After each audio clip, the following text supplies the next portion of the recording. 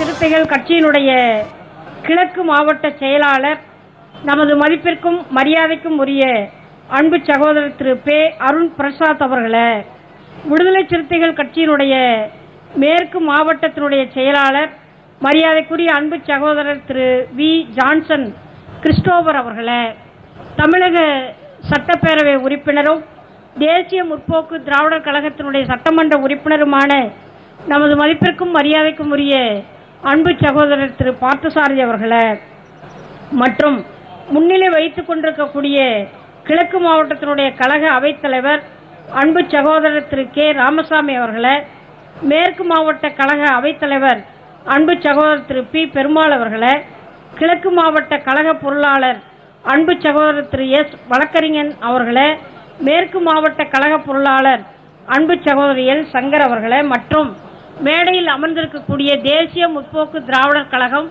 மற்றும் மக்கள் நல கூட்டணி அமைப்பினுடைய அன்பு தலைவர்களே, அன்பு சகோதரர்களே, பெருந்திரளாக வருகின்றிருக்கக்கூடிய அன்பு சகோதரிகளே, சகோதரர்களே, உங்கள் அனைவருக்கும் எனது பணிவான வணக்கத்தை தெரியப்படுத்திக் கொள்கிறேன். நமது அமைப்பின் சார்பாக திண்டுக்கல் நகரத்தில் இருக்கக்கூடிய பொதுமக்களுக்கும் இந்த நேரத்திலே நமது பணிவான வணக்கத்தை தெரியப்படுத்திக் கொள்கிறோம். 2016 தமிழக சட்ட பேரவை தேர்தலில் தமிழகத்தில் ஒரு மாற்று மக்களுக்கான கொள்கையோடு இருக்கக்கூடிய தேசிய முற்போக்கு திராவிடர் கழகம் மற்றும் மக்கள் நல கூட்டணியினுடைய வேட்பாளர்கள் அனைவரையும் வெற்றி பெற செய்ய வேண்டும் என்று தமிழக மக்களை இந்த நேரத்தில் நாம் அனைவரும் வேண்டி விரும்பி கேட்டுக்கொள்கின்றோம். குறிப்பாக திண்டுக்கல் மாவட்டத்தில் நமது தேசிய முற்போக்கு திராவிடர் கழகம் மற்றும் மக்கள் நல கூட்டணியின் சார்பாக நிறுத்தப்படக்கூடிய அனைத்து வேட்பாளர்களும் வெற்றி வேட்பாளர்களாக தமிழக சட்டப்பேரவைக்கு அனுப்பி வைக்க வேண்டும்படி நம்முடைய திண்டுக்கல் மாவட்ட உழைப்பாளி மக்கள், நடுத்தர மக்கள், வர்த்தக பெருங்குடி மக்கள், ஆசிரியர்கள், அரசு ஊழியர்கள், இளைஞர்கள், பெண்கள் என்று அனைவரையும் இருகரம் கூப்பி நாங்கள் வேண்டிக் கொள்ள விரும்புகின்றோம். எனக்கு முன்னால் பேசிய அன்பு தலைவர்கள் அனைவருமே இங்கு தெளிவாக பல அரசியல் கருத்துக்களை சொல்லி இருக்கிறார்கள். நமக்கு பின்னாடி வரக்கூடிய அன்பு சகோதரி அவர்கள் தமிழகம் முழுவதும் பல மாவட்டங்களிலே கொளுத்தக்கூடிய வெயிலையும் பொருட்படுத்தாமல் ஒரு தனியொரு பெண்ணாக சென்று இன்றைக்கு தங்களது கட்சியினுடைய தேசிய முற்போக்கு திராவிடர் கழகம் வெளியிட்டிருக்கக்கூடிய தேர்தல் அறிக்கையையும் தமிழக மக்களுக்கு தாங்கள் ஆட்சி பொறுப்பிற்கு வருகிற பொழுது என்ன செய்கிறோம் என்பதை மிக சிறப்பான கருத்துக்களை இன்றைக்கு வழங்கிக் கொண்டிருக்கிறார்கள். அவர்களுக்கு வழிவிடக்கூடிய வகையிலே ஒரு சில கருத்துக்களை மட்டும் சொல்லி நாம் விடைபெறலாம் என்று நான் நினைக்கின்றேன். இப்போ நம்முடைய தமிழகத்தில் இருக்கக்கூடிய மக்கள் முன்னால் ஏழைகள், நடுத்தர மக்கள், கூலி தொழிலாளிகள் என்று பலதரப்பட்ட மக்களும் இருக்கிறோம், நம்மளும் இருக்கிறோம். இன்னைக்கு துவரம்பருப்பு கிலோ என்ன விலை? அனைத்து இந்திய அண்ணா திராவிட முன்னேற்ற கழகத்தினுடைய ஆட்சியில் 1 கிலோ துவரம்பருப்பினுடைய விலை 200 ரூபாய்க்கு விற்று கொண்டிருக்கிறார். இதை சொல்லி முடிக்கிறதுக்கு முன்னாடியே பக்கத்தில் இருக்கக்கூடிய திமுக தம்பி வேக வேகமா கைதட்டி நல்லா சொன்னீங்க மாம்பர். திமுக ஆட்சியிலையும் அதே துவரம்பருப்பு எவ்வளவு வித்துச்சு தெரியுங்களா? 1 கிலோ 80 ரூபாய்க்கு வித்துச்சு. 40 ரூபாய்க்கு வித்த துவரம்பருப்பு திமுக ஆட்சியில் 80 ரூபாய்க்கு உயர்ந்தது. 80 ரூபாய்க்கு விற்ற துவரம்பருப்பு அதிமுக ஆட்சியில் 200 ரூபாய்க்கு உயர்ந்திருக்கிறது. ஆகவேதான் துவரம்பருப்பு விலையை கட்டுப்படுத்த வேண்டும் என்று சொன்னால் திமுகவும் அதிமுகவும் இல்லாத தேசிய முற்போக்கு திராவிடர் கழகம் மக்கள் நல கூட்டணி ஆட்சிக்கு வர வேண்டும் என்று நாங்கள் கூறுகிறோம். அதுக்காக தான் கூறுகிறோம். சாதாரண மக்கள், எளிய மக்கள் எவ்வளவு கஷ்டப்பட்டு இருக்காங்க. திமுக ஆட்சியில சொன்னாங்க, நாங்க ரேஷன் கடையில 1 ரூபாய்க்கு அரிசி தர்றோம். உலகத்திலேயே எந்த அரசாங்கமும் 1 ரூபாய்க்கு அரிசி கொடுத்ததாப்பா அப்படின்னு கேட்டாங்க. அப்போ மக்களும் நம்மளும் சொன்னோம், 1 ரூபாய்க்கு அரிசி கொடுக்கறது உண்மைதான், ஆனா 99 ரூபாய்க்கு பருப்பு வாங்க வேண்டி இருக்குதுன்னு சொன்னோம். இவங்க அதிமுக ஆட்சியில வந்து நாங்க 1 ரூபாய் கூட வாங்காம அரிசி கொடுக்கறோம் பாத்தீங்களா அப்படின்னாங்க. அதுவும் உண்மைதான், ஆனா 200 ரூபாய் கொடுத்தாதான் துவரம்பருப்பு வாங்க முடியுது உங்க ஆட்சியில. ஆகவே துவரம்பருப்பு திமுக அதிமுக ஆட்சியிலிருந்து வானத்தை நோக்கி பறக்கிறதே இதனுடைய அரசியல் பின்னணி என்ன? இதுக்கும் வேற அரசியல் கொள்கைகளுக்கு சம்பந்தமே இல்லையா? திமுகவும் அதிமுகவும் ஆட்சி பொறுப்புல இருந்து ஆரம்பம் உட்கார்ந்து நீங்க யோசிச்சு பாருங்க. அக்கா தமிழிசை அவர்கள் அவங்க என்ன சொல்றாங்க தெரியுங்களா? பூஜ்ஜியத்தோட பூஜ்ஜியம் சேர்த்தீங்கன்னா பூஜ்ஜியமா போயிருவீங்க. அப்புறம் எதுக்கு இத்தனை நாளா நம்முடைய கேப்டன் வீட்டு கதவுக்கு பின்னாடியே நீங்க வந்து நின்னீங்க?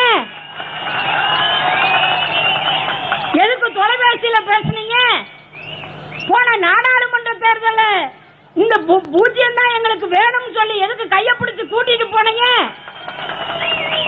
தமிழ்நாட்டில் பாஜகவுக்கு ஒரு அடையாளத்தை கொடுப்பதற்கு அன்றைக்கு கேப்டன் உங்களுக்கு பயன்பட்டாரா இல்லையா? அந்த கேப்டன் அவர்களை இன்னைக்கு பார்த்து பூஜ்ஜியத்தோட சேர்கிறது என்று சொல்கிறீர்களே, நீங்க மத்தியில உங்க ராஜ்யம் இருக்குது, என்ன செஞ்சீங்க? இந்த தூரம் பருப்பு விலையை திமுக ஆட்சியிலையும் அதிமுக ஆட்சியிலும் உயர்வதற்கு காரணமே ஆன்லைன் வர்த்தகம். இந்திய நாட்டினுடைய உணவுப் பொருளை பதுக்கி வைத்து செயற்கை தட்டுப்பாட்டை ஏற்படுத்தி அரிசியிலிருந்து, உப்பிலிருந்து, மிளகாயிலிருந்து, எண்ணெயிலிருந்து அனைத்து பொருட்களிலும் இன்றைக்கு வர்த்தக சூதாட்டம் நடைபெறுகிறது. அந்த ஆன்லைன் வர்த்தகத்தை தடை செய்யாதன் காரணமாக தான் அன்னைக்கு காங்கிரசையும் திமுகவை மக்கள் தூக்கி எறிந்தார்கள். இன்றைக்கு ஆன்லைன் வர்த்தகத்தை நீங்கள் ரத்து செய்யாததன் காரணமாக தான் துவரம் பருப்பு விலை கூடி இருக்குது. உங்களை அதிமுக மறைமுகமா ஆதரிச்சுட்டு இருக்கு. ஆகவேதான் இந்த துவரம் பருப்பு விலை கட்டுப்படுத்த வேண்டும் என்று சொன்னால் பாஜக, காங்கிரஸ் இல்லாத, அதிமுக, திமுக இல்லாத தமிழகத்திலே மக்களினுடைய உரிமைக்காக போராடக்கூடிய மக்கள் நல கூட்டணியும் தேசிய முற்போக்கு திராவிட கழகத்திலிருந்து கேப்டன் விஜயகாந்த் அவர்களும் கரங்கோற்பது காலத்தின் கட்டாயம், அரசியலினுடைய தேவை என்று நாங்கள் பார்க்கிறோம். இதுதான் ஏழை மக்கள் நீங்கள் புரிந்து கொள்ள வேண்டும். எதுக்கோ இந்த கூட்டணி அமைச்சிருக்க பல பேர் கொலை பெற்றுக்கிட்டே இருக்கிறாங்க. அப்பா வந்து நான் டிவி கேமராவை பார்த்துக்கிட்டே இருக்கிறேன். மேடையில வந்து ஒருத்தர் கொட்டாப்பி விட்டா அது பெரிய கொள்கை மிஸ்டேக்கா இருப்பா? மக்கள் நல கூட்டணி தேசிய முற்போக்கு திராவிட கழகத்தில் ஒருத்தர் கொட்டாவி விட்டாரு 3 நாளா செய்து போடுறாங்க. 2 மணிக்கு எந்திரிச்சு டிவியை போட்டாக்கா, இங்க பாத்தீங்களா, இந்த கூட்டணியில பாத்தீங்களா, ஒருத்தர் கொட்டாவி விட்டுட்டாரு, ஒருத்தர் தூங்கி விழுகிறாரு, நாளைக்கு அந்த கூட்டணி ஒண்ணும் இல்லாம போயிடும். என்னமா அரசியல் செய்தியை சேகரிக்கிறாங்க, இப்படியா இருந்துகிட்டு இருக்காங்க. இவங்க ஒரு பக்கம் இருக்காங்கன்னு பார்த்தா கொண்டு போய் விவாதத்துல உட்கார வச்சு யார் உங்க முதலமைச்சர் சொன்னாங்க. நாங்க 4 பேர் சேர்ந்து மறுமலர்ச்சி திராவிட முன்னேற்ற கழகம், அண்ணன் வைகோ அவர்கள், விடுதலை சிறுத்தைகள் கட்சியினுடைய அன்பு தலைவர் தோழர் திருமா அவர்கள், இவங்கெல்லாம் ரொம்ப தெளிவா சொன்னாங்க, ஐயா நாங்க தேர்தலை முடிச்சுட்டு முதலமைச்சர் அறிவிக்கிறோம். அதுக்குள்ள பொறுக்கல, முதலமைச்சரே சொல்லாம எப்படியா கூட்டணின்னாங்க. அப்புறம் 5வதாக பாண்டவர் அணிக்கு தர்மராக இன்றைக்கு வந்து சேர்ந்திருக்கக்கூடிய கேப்டன் விஜயகாந்த் அவர்கள் 5 பேர் சேர்ந்ததுதாங்க தாமதம். உடனே சொல்லி தேசிய முற்போக்கு திராவிட கழகத்தில் இருந்து முதலமைச்சர் என்று சொன்னால் கேப்டன் தான் என்று அறிவித்த பிற்பாடு இப்ப ஐயோ அப்பப்பான்னு அலறாங்க. முதல்ல முதலமைச்சர் சொல்லுங்க. இப்போ தேசிய முற்போக்கு திராவிட கழகத்திலிருந்து முதலமைச்சர் அறிவித்த பிற்பாடு இது எப்படிங்க கொள்கைக்கு உடன்பாடு இருக்கும்? நீங்க இடதுசாரி கட்சிகள், கம்யூனிஸ்ட் கட்சி முதல்ல எல்லாம் நல்லவங்களா இருந்தீங்க. முதல்ல எல்லாம் எப்ப முந்தின நாள் வரைக்கும் நல்லவங்களா இருந்தீங்க. இப்ப இந்த 5 அணியை கேப்டனை கூப்பிட்டீங்களா, அதனால நீங்க கெட்டவங்களா போயிட்டீங்க. இப்படியா முதலமைச்சர் யாருன்னு கேட்க வேண்டியது. இத்தனை நாளாக தேசிய முற்போக்கு திராவிட கழகம் தனித்த தேர்தல் அறிக்கையை வெளியிட்டார்கள். தனித்து போட்டியிடுவது என்று முடிவெடுத்திருந்தார்கள். மக்கள் நல கூட்டணியினுடைய சூறாவளி பிரச்சாரமும் அவர்கள் வைத்திருக்கக்கூடிய மாற்றுக் கொள்கையும் அவர்களை கவர்ந்தது, கேப்டன் அவர்களை கவர்ந்தது. ஆகவே மக்கள் நல கூட்டணியோடு இணைந்து கொள்வது என்ன தப்புன்னு நான் கேட்கிறோம். இந்த 5 தலைவர்களுக்கும் இருக்கக்கூடிய ஒற்றுமை என்பது இன்றைக்கும் அரசியலில் அவர்கள் சுத்தமாக அரசியலில் நேர்மைக்கு சொந்தக்காரர்களாக இருப்பதுதான் ஆகப்பெரிய தகுதியாக இன்றைக்கும் இருக்கிறது. ஆகவேதான் அவருடைய தேர்தல் அறிக்கை, மக்கள் நல கூட்டணியினுடைய தேர்தல் அறிக்கை, நாங்கள் ஆட்சிக்கு வருகிற பொழுது உயரக்கூடிய உணவுப் பொருட்களினுடைய விலையை கட்டாயமாக நாங்கள் குறைப்போம் என்பதை நாங்கள் சொல்லிக் கொள்கிறோம். இன்னும் தேமுதிகவிலிருந்து ஒரு நல்ல அறிக்கை சொல்றாங்க, வீடு வீடாக ரேஷன் கடை அரிசியை கொண்டு போய் சேர்ப்போம் என்று சொல்றாங்களே, அதை நிச்சயமா செய்வோம். இப்போ என்ன நடக்குது? தமிழகத்தில் திமுக ஆட்சியிலையும் அதிமுக ஆட்சியிலையும், அல்லது திமுக காரங்க தம்பிகள் கோவிச்சு கூடாது, அதிமுக ஆட்சியிலையும் அதுக்கு முன்னாடி நடந்த உங்க ஆட்சியில என்ன நடந்தது? பாமாயிலே கொடுக்கறது இல்லைங்க. ரேஷன் கடையில பாமாயிலே கொடுக்க மாட்டாங்க. 100% பாமாயில் பாக்கெட் வரும், காணோம். அதிமுக ஆட்சியில திண்டுக்கல் மாவட்டத்தினுடைய இப்ப காணாம போயிருக்கிறாரு மின்சாரத்துறை அமைச்சர். மின்சாரம் கொஞ்ச நாள் காணாம போச்சு. இப்ப மின்சாரத்துறை அமைச்சரும் சேர்ந்து காணாம போயிட்டாரு. ஓபிஎஸ் யூபிஎஸ் யாரையும் காணா. என்ன சொல்றாருன்னா வேற யாரும் சொல்லுங்க. பாவம் அதிமுக தம்பி யதார்த்தமா பேசுறவர் சொல்ற, அம்மா 40,000 கோடி அம்மா, அம்மாவுக்கு தெரியாமே எப்படிமா சேர்த்துறாங்க அப்படின்னு அவர் நம்மளே கேட்கிறாரு. அப்படியா தம்பி, உங்களுக்கு அப்படியா இருந்துச்சு? எல்லாம் சொல்றாங்க, ஊரே சொல்றாங்க. இவரு பாவம் குடிசைக்கு பட்டா இல்லாம கிடக்கிறார். இவரு பாமாயில் பாக்கெட் 100% திண்டுக்கல் மாவட்டத்துக்கு வருகிறது, கடத்தப்படுகிறது, பதுக்கி வைக்கிறீர்கள் என்று ஒரு அரசினுடைய நேரடியான ஆய்வு கூட்டத்திலே நான் சொன்ன பொழுது என்னுடைய மைக்கை பிடிங்கினார் மின்சாரத்துறை அமைச்சர். இப்ப அவர் எங்க இருக்கிறாரு? காணாம போயிட்டார். ஆகவேதான் இந்த பாமாயிலுக்கும் துவரம் பருப்புக்கும் இன்றைக்கும் இந்தியாவிலேயே தமிழகத்தின் கொளுத்தக்கூடிய வெயிலில் கொட்டக்கூடிய மழையில் ரேஷன் கடை கியூவில் நிற்கக்கூடியவர்கள் நம்முடைய தமிழகத்தினுடைய வறிய மக்கள், ஏழை மக்கள், அவர்களினுடைய துயரங்களை போக்கக்கூடிய வகையாக பொது விநியோக முறைகளில் ரேஷன் கடை பொருட்களை வீடு வீடாக கொண்டு போய் சேர்க்கக்கூடிய அரசாங்கமாக நம்முடைய அரசாங்கம் நிச்சயமாக இருக்கும். உறுதியாக நாங்கள் சொல்லிக்கொள்ள கடமைப்பட்டிருக்கின்றோம். அப்புறம் என்ன, தொழில் வளர்ச்சி, விவசாயிகளை பற்றி பேசவே வேண்டிய அவசியம் இல்லை. எதுக்காக அதிமுகவை திமுகவுக்கு மாற்றா வர்றோம்? அதிமுகவும் திமுகவுக்கும் மாற்று கொள்கை என்ன? மாற்று கொள்கை சில நண்பர்கள், படித்தவர்கள், பெரியவங்க கேட்கிறாங்க. விவசாயத்தை பாருங்க, தமிழ்நாட்டில் 12 லட்சம் ஏக்கர் விவசாய நிலம் காணவே இல்லை, போயிருச்சு, காணாம போயிருச்சு. ரியல் எஸ்டேட் பிசினஸ் திமுக ஆட்சியினுடைய இறுதியில பல பிரமுகர்கள் பண புழக்கமே இல்லம்மா, காணா. டேபிள்ல வச்ச பணத்தை முதல்ல எல்லாம் பார்த்தா எண்ணி எண்ணி கைவிரல தேஞ்சு போச்சு, பெரிய ஒரு கோடீஸ்வரர். ஆனா இப்ப பணப்பழக்கமே இல்லை. இப்ப அதிமுக ஆட்சியினுடைய இறுதியில பணப்பழக்கமே இல்லை. இவர்களுக்கு தெரிந்ததெல்லாம் இந்த மாநில ஆட்சிகள் தான். ஐயா இல்லை, காங்கிரசும் இன்றைக்கு இருக்கக்கூடிய பாஜகவும் மத்தியில் இருக்கிறார்களே. பணப்புழக்கம் என்பது உலக அரசியலில் ஏற்படுகிறது, மத்திய அரசியல் கொள்கைகளின் காரணமாக ஏற்படுகிறது.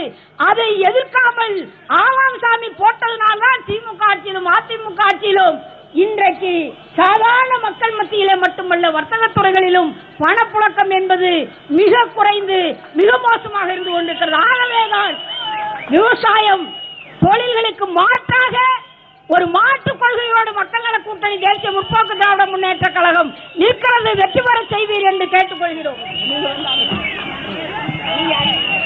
தென்னகத்து ஜான்சி ராணி வாழ்க, வீர நாச்சியார் வாழ்க, எங்கள் அந்நியார் அவர்களே வாழ்க, அந்நியார் அவர்களே வாழ்க, எங்கள் அந்நியார் அவர்களே வாழ்க, தென்னகத்து ஜான்சி ராணி வாழ்க, வீர நாச்சியார் அவர்களே வாழ்க, தென்னகத்து ஜான்சி ராணி வாழ்க, வீர நாச்சியார் அவர்களே வாழ்க, எங்கள் அந்நியார் அவர்களே வாழ்க, எங்கள் அந்நியார் அவர்களே வாழ்க, எங்கள் அந்நியார் அவர்களே வாழ்க, வருங்கால முதல்வர் வாழ்க, கேப்டன் அவர்களே வாழ்க, வீர நாச்சியார் அவர்களே வாழ்க, தென்னகத்து ஜான்சி ராணி அவர்களே வாழ்க, தென்னகத்து ஜான்சி ராணி அவர்களே, வீர நாச்சியார் அவர்களே, எங்கள் அந்நியார் அவர்களே, எங்கள் அந்நியார் அவர்களே, எங்கள் அந்நியார் அவர்களே, எங்கள் அந்நியார் அவர்களே, எங்கள் அந்நியார் அவர்களே.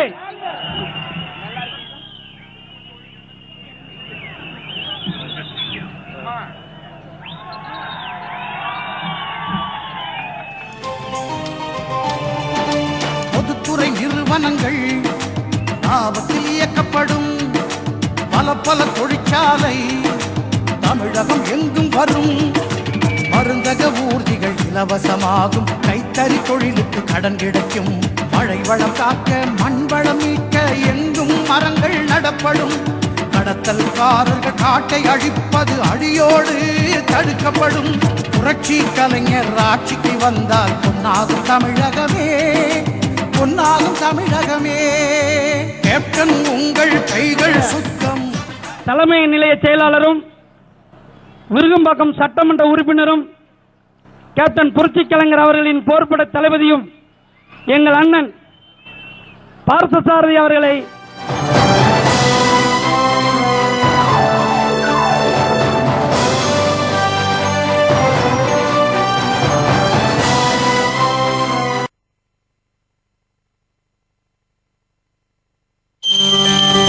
இனி மகிழ்ச்சி தருணங்கள் என்றும் உங்களுடன் இருக்கும். அறிமுகம் LICயின் ஜீவனக்ஷை 6. யா மிஸ்டர் ராஜன், உங்க விஷயம் தான் பேசிட்டு இருக்கேன். No don't worry, I take care of it. Okay bye. Coffee. இது என்ன ஏன் கப்பல மட்டும் ஜாஸ்தி காஃபி? அட, நீங்க தான் MD, அதிகமா ஸ்ட்ரெஸ் எடுத்துக்கிறீங்க. அப்ப காஃபி கொஞ்சம் அதிகமா குடிக்கணும்ல. இரு ஒரு நிமிஷம். கொடு. 10 வருஷத்துக்கு முன்னாடி உன்னோட சம்பளத்துல தான் ஃபேமிலியை ரன் பண்ணோம். உன்னோட கரியரை கூட எனக்காகவும் ராகுலை பார்த்துக்கவும் விட்டுட்டல. இன்னுமா நீ நினைக்கிற எனக்கு நிறைய காஃபி வேணும்னு? காஃபி ப்ரூ இன்ஸ்டன்ட், அன்பின் பெயர் ப்ரூ.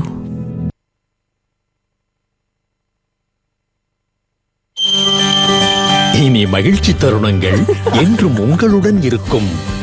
அறிமுகம் LICயின் ஜீவனக்ஷை 6.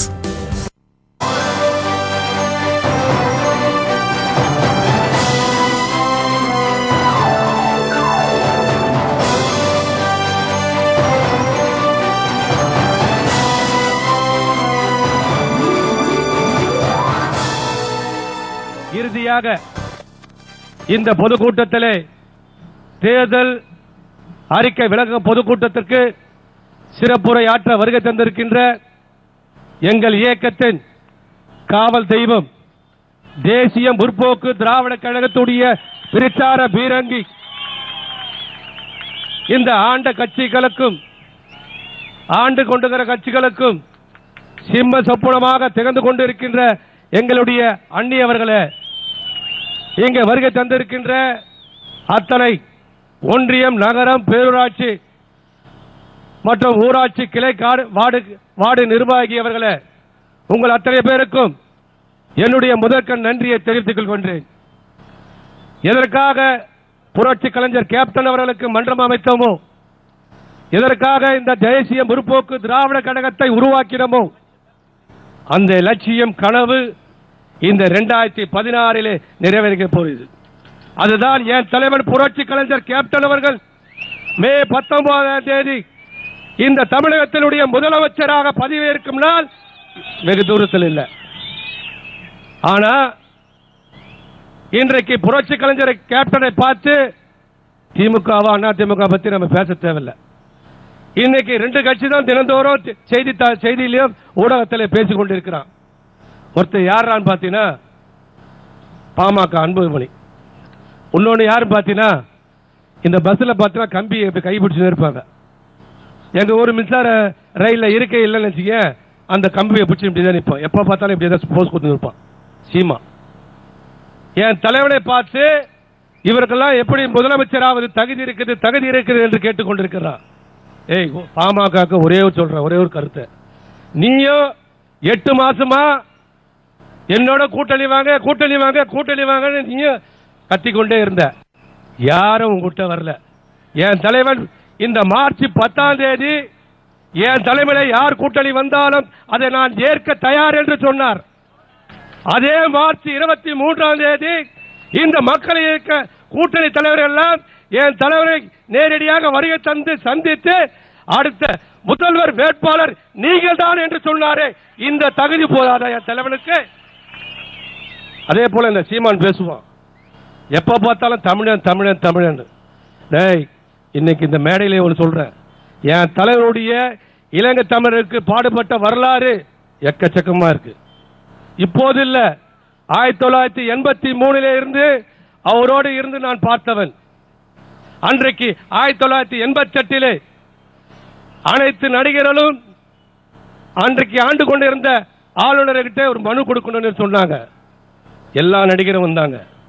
ஆனா எல்லா நடிகரும் பார்த்தீங்கன்னா அவங்க ஸ்டைலில் வந்தாங்க. அன்றைக்கு என் தலைவன் எப்படி வந்தார் தெரியுமா? அந்த இலங்கைக்கு எதிர்ப்பு தெரிவிக்கின்ற வகையிலே கருப்பு பேண்ட் கருப்பு சட்டை அணிந்து வந்த ஒரு தலைவன் என் தலைவன் புரட்சி கலைஞர் கேப்டன் அவர்கள். அதோடு மட்டுமா, 1989 தனி ஒரு மனிதனாக டிநகர் பனகல் பார்க்கிலே பல்லாயிரக்கணக்கான மக்களை திரட்டி ஒரு உண்ணாவிரதத்தை நடத்தி காட்டிய ஒரு தலைவன் என் தலைவன் புரட்சி கலைஞர் கேப்டன் அவர்கள். அது போதாது என்று என் தலைவன் புரட்சி கலைஞர் கேப்டன் அவர்கள் பிறந்தநாள் விழா கொண்டாட வேண்டும் என்று சொன்னா எத்தனையோ ஏழை மக்கள்லாம் பயன்பெற்றுக் கொண்டிருந்தார்கள். காது கேளாருக்கு காது கேட்கிற மிஷன், 3 சக்கர வாகனம், விதவை தையல் கொடுத்தார். இப்படி எத்தனையோ கொடுத்து கொண்டிருக்கின்ற வேலையில தான் 1993 இலங்கையிலே அதிகமாக கொண்டு கொண்டிருக்கிறார்கள். ஒரே ஒரு காரணத்துக்காக, அந்த இலங்கை தமிழர்கள் என்றைக்கு ஈழம் வளர்கிறதோ அன்றைக்கு தான் நான் பிறந்த நாளை கொண்டாடுவேன் என்று சொன்ன ஒரு தலைவன் என் தலைவன் புரட்சி கலைஞர் கேப்டன் அவர்கள். இதை விட வரலாறு எதுவும் தேவையில்லை. இன்னும் சொல்ல போனா அந்த இலங்கை தமிழர்களுக்கு எத்தனையோ வரலாறை என் தலைவன் செய்து காட்டியிருக்கிறார். ஆனால் இன்றைக்கு அரசியல் லாபத்திற்காக தமிழ் தமிழ் என்று நீங்கள் பேசிக் கொண்டிருக்கிறீர்கள். கண்டிப்பாக இந்த தமிழ்நாட்டு மக்கள் எல்லாம் உங்களை எல்லாம் ஒரு உதாசனப்படுத்தி விட்டு என் தலைவனைத்தான் இந்த நாட்டுடைய முதலமைச்சராக தேர்ந்தெடுக்கின்ற நாள் விரைவில் இல்லை இல்லை என்று சொல்லிக்கொண்டு எனக்கு வாய்ப்பு கொடுத்த அனைவருக்கும் நன்றி கூறி விடைபெறுகிறேன். நன்றி, வணக்கம். முதல்வர் கேப்டன் புரட்சி கலைஞர் விஜயகாந்த் அவர்களின் சார்பாக, அவர்களின் மக்கள் நல கூட்டணி சார்பாக நடைபெறும் தேர்தல் அறிக்கை விளக்க பொதுக்கூட்டத்திற்கு சிறப்புரையாற்ற வருகை புரிந்திருக்கும் எங்கள் தென்னகத்து ஜான்சி ராணி அவர்களே, வீர நாச்சியார் அவர்களே, எங்கள் அன்னார் அவர்களை சிறப்புரையாற்றுமாறு அழைக்கிறோம்.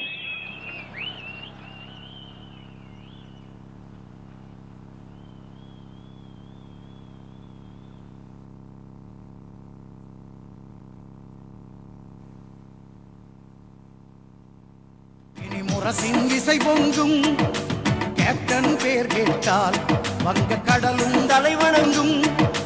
கேப்டன் உங்கள் கைகள் சுத்தம்,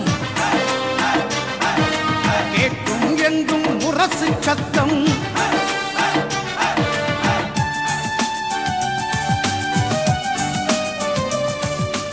நம்முடைய சட்டமன்ற உறுப்பினர் பாலபாரதி அவர்கள் அந்நியார் அவர்களுக்கு சால்வை அணிவிப்பார். அண்ணன்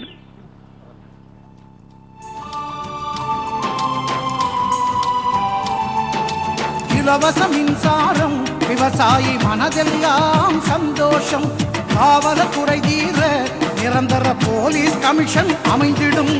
கிராமம் அனைத்திலும் பணிப்பொறி மையம், கால்நடை காக்க மருத்துவமனைகள், நீர்வளம் காக்க மணல் திருட்டு நாளும் தடுக்கப்படும். கிராமத்தார்க்கு ஜாதி சான்றிதழ் வீடு தேடி வரும். கேப்டனின் ஆட்சி சரித்திரம் படைக்கும். நாளும் விரைவில் வரும், நாளும் விரைவில் வரும். கேப்டன் உங்கள் கைகள் சுத்தம், கேட்கும் எங்கும் முரசு சத்தம். தேசிய முற்போக்கு திராவிட கழகத்தின் நிறுவன தலைவர் நமது கேப்டன் அவர்களுக்கும், திண்டுக்கல் மாவட்ட செயலாளர் கார்த்திகேயன் அவர்களுக்கும், SRK பாலசுப்ரமணியம் அவர்களுக்கும், மக்கள் நல கூட்டணியிலே நமது தேமுதிகவோடு இணைந்திருக்கும் CPM கட்சியின் MLAவும் எனது தோழியுமான திரு பாலபாரதி அவர்களுக்கும், MDMK கட்சியை சேர்ந்த செல்வராகவன் அவர்களுக்கும், CPM கட்சியை சேர்ந்த பாண்டி அவர்களுக்கும், CPI கட்சியை சேர்ந்த சந்தானம் அவர்களுக்கும், விடுதலை சிறுத்தைகள் கட்சியை சேர்ந்த அருண் பிரசாத் அவர்களுக்கும், ஜான்சன் கிறிஸ்டோபர் அவர்களுக்கும், மேடையிலே வீற்றிருக்கும் கழக நிர்வாகிகளுக்கும் தொண்டர்களுக்கும், எங்கள் மகளிர் அணியை சேர்ந்த வீர மங்கையராம் எங்களது மகளிர் அணியை சேர்ந்த சகோதரிகளுக்கும், பொதுமக்களுக்கும், தாய்க்குலங்களுக்கும், பத்திரிகை நண்பர்களுக்கும், தொண்டரணியை சேர்ந்தவர்களுக்கும், இந்த விழாவிலே பங்கேற்க வந்திருக்கும் கூட்டணி கட்சியை சேர்ந்த அனைத்து நிர்வாகிகளுக்கும், தொண்டர்களுக்கும், எங்கள் உயிரினும் மேலான எங்கள் அன்பு கழக உடன்பிறப்புகளாகிய உங்கள் அனைவருக்குமே முதல்கண் எனது பணிவான வணக்கங்களை இந்த நேரத்திலே நான் தெரிவித்துக் கொள்வதில் பெருமகிழ்ச்சி அடைகிறேன். திண்டுக்கலுக்கு கேப்டன் கூட நான் எத்தனையோ வாட்டி வந்திருக்கேன். உங்களுக்கே எல்லாருக்குமே தெரியும். பொதுக்கூட்டங்கள், மக்களுக்காக மக்கள் பணி, தேர்தல் நேரங்கள் என்று பல தடவை. ஆனா இந்த முறை நாங்க இங்க வந்திருக்கிறது 2016 தேமுதிகவும் மக்கள் நல கூட்டணியும் இணைந்து ஒரு மாபெரும் வெற்றியை படைக்க போகும் 2016க்கான தேர்தல் விளக்க பொதுக்கூட்டத்தில் இந்த இடத்தில் உங்கள் அத்தனை பேரையுமே சந்திப்பதில் உண்மையிலேயே மகிழ்ச்சி அடைகிறேன். திண்டுக்கல் அப்படின்னாலே இதுக்கு நிறைய ஃபேமஸ் இருக்கு. திண்டுக்கல் பூட்டுனாலே உலக ஃபேமஸ், அது எல்லாருக்கும் தெரியும். இங்க இருக்கிற கொடைக்கானல் பழனி முருகர் கோயில், அதே போல இங்க பார்த்தோம்னா ஒட்டன் சத்திரம் இருக்கு. இங்க இருந்தா வெஜிடபிள்ஸ் ஃப்ரூட்ஸ் எல்லாமே எல்லா ஊருக்குமே ஏற்றுமதி ஆகிறது என்பது எல்லாருக்கும் தெரியும். கொடை ரோட்ல இருக்கிற வாழைப்பழம் கேப்டனுக்கு ரொம்ப பிடிச்ச ஒரு வாழைப்பழம் அப்படிங்கறத இந்த நேரத்தில் நான் பதிய வைக்க விரும்புகிறேன். அதே மாதிரி நம்ம திண்டுக்கல்லோட பெருமையை நம்ம சொல்லிக்கிட்டே போலாம். அதை விட இன்னைக்கு எல்லா இடத்துலயும் ரொம்ப ஃபேமஸ் எது? திண்டுக்கல் தலப்பாக்கட்டு பிரியாணி. எல்லா இடத்திலும் இன்னைக்கு உலகமே ஃபேமஸ் ஆயிட்டு இருக்கு. அதனால இதோட பெருமைகளை நாம பேசிக்கிட்டே போலாம். கேப்டனை பொறுத்த வரைக்கும் ரசிகர் மன்றமாக நமது இயக்கத்தை ஆரம்பிச்சு கழகமாக மாறி இன்றைக்கு 10 வருஷத்திலே எதிர்கட்சி அந்தஸ்தை பிடித்த ஒரே கட்சி தமிழ்நாட்டில் இருக்கிறது என்றால் அது தேசிய முற்போக்கு திராவிட கழகம் தான். இது உண்மை. ஏன் இதை நான் சொல்றேன்னா, புதிய நீதி கட்சி பெரியார் அவர்கள் ஆரம்பித்த பிறகு அதுல இருந்து அண்ணாதுரை அவர்கள் திமுக என்ற கட்சியை தனியாக வந்து தொடங்கினார். ஆனால் 18 ஆண்டு காலம் போராடிதான் ஆட்சியை பிடித்தார். யார்? அண்ணாதுரை அவர்களே. அதுல இருந்து பிரிந்து வந்த எம்ஜிஆர் அவர்கள் அண்ணா திமுக என்ற ஒரு கட்சி ஆரம்பிச்சார். 7 வருடங்கள் போராடிதான் அப்புறம் அவர் ஆட்சியை பிடிச்சார். ஆனால் எந்த கட்சியிலிருந்துமே பிரிந்து வராமல் சுயம்பாக ஆரம்பிக்கப்பட்டு லட்சக்கணக்கான தொண்டர்களினுடைய ஆதரவோடு உருவாக்கப்பட்ட ஒரே இயக்கம் தேசிய முற்போக்கு திராவிட கழகம்.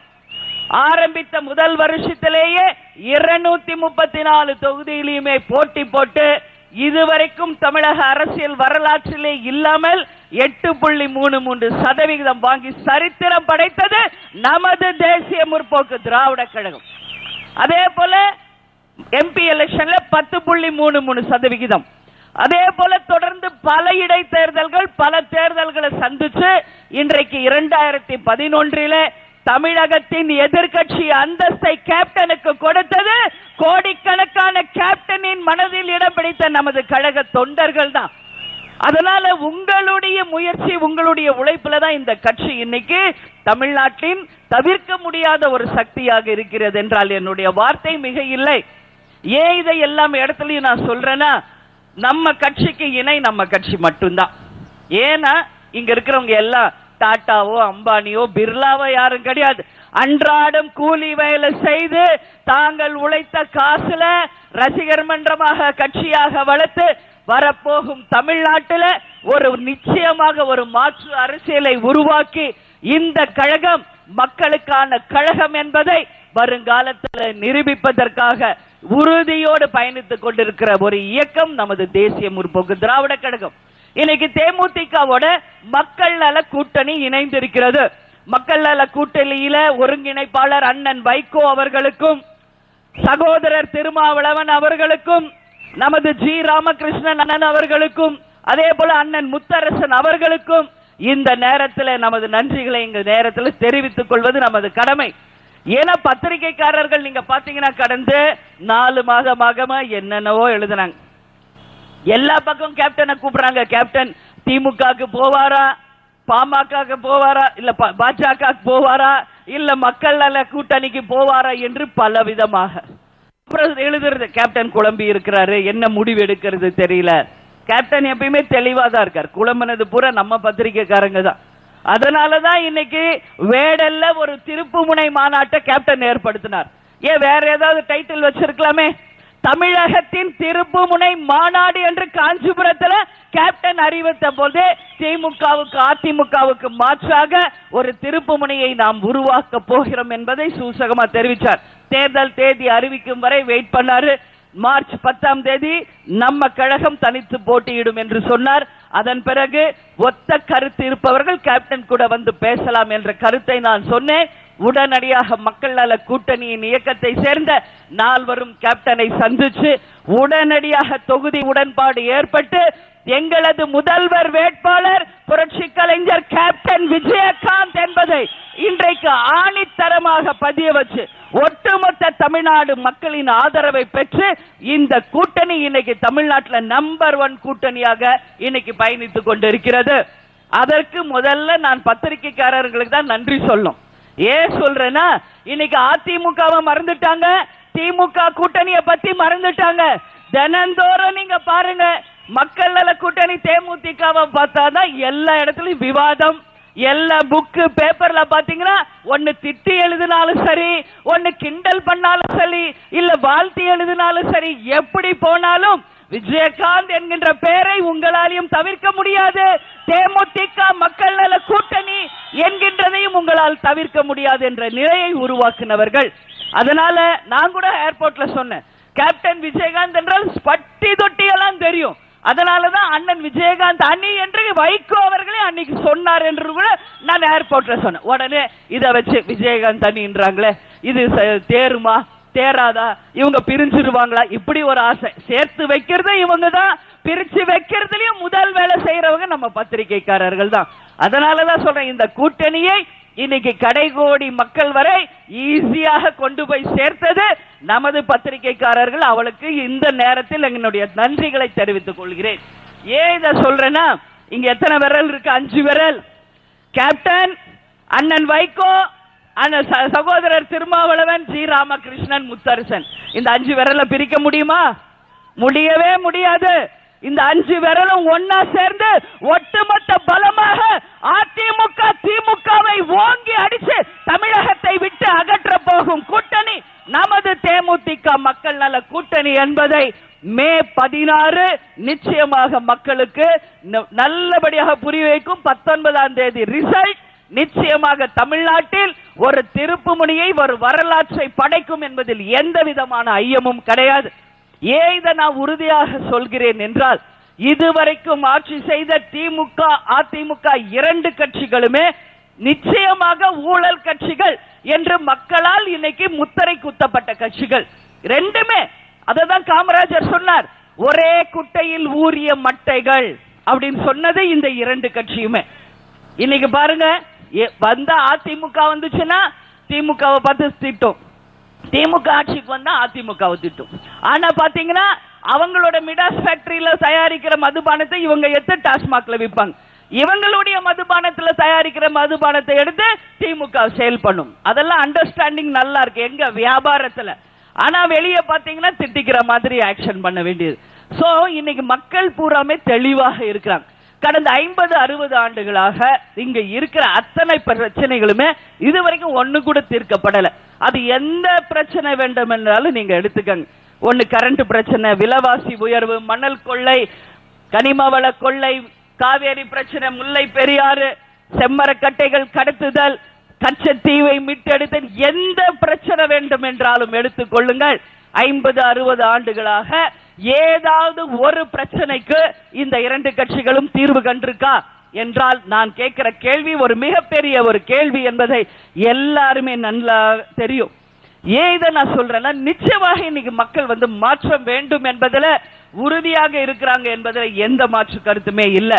இன்னைக்கு நான் திண்டுக்கல் மாநகராட்சியில நின்று பேசிட்டு இருக்கேன். இந்த மாநகராட்சியினுடைய வரலாறை முதல்ல உங்க கூட பகிர்ந்து கொள்ள வேண்டும் என்று நினைக்கிறேன். இது 1860 இந்த மாநகராட்சி அறிவிக்கப்பட்டது. அதாவது formation of corporation of Dindigul 1860. But 2014 தான் இத மாநகராட்சி என்று அறிவிக்கப்பட்டது. இங்க மொத்தம் 51 வார்டுகள் இருக்கிறது. இதுதான் திண்டுக்கல்லுடைய மாநகராட்சியின் ஹிஸ்டரி.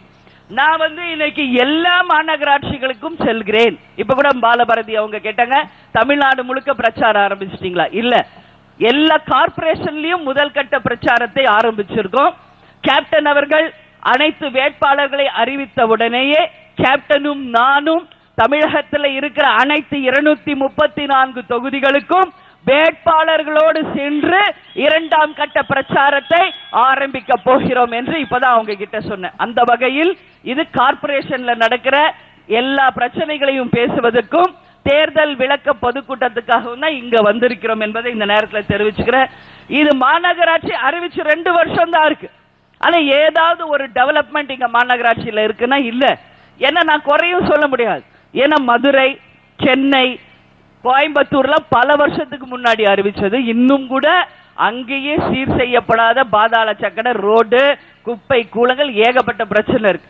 அப்ப இந்த மாநகராட்சியை எப்படி நம்ம சீர்படுத்த போகிறோம் என்றுதான் ஒரே கேள்வி.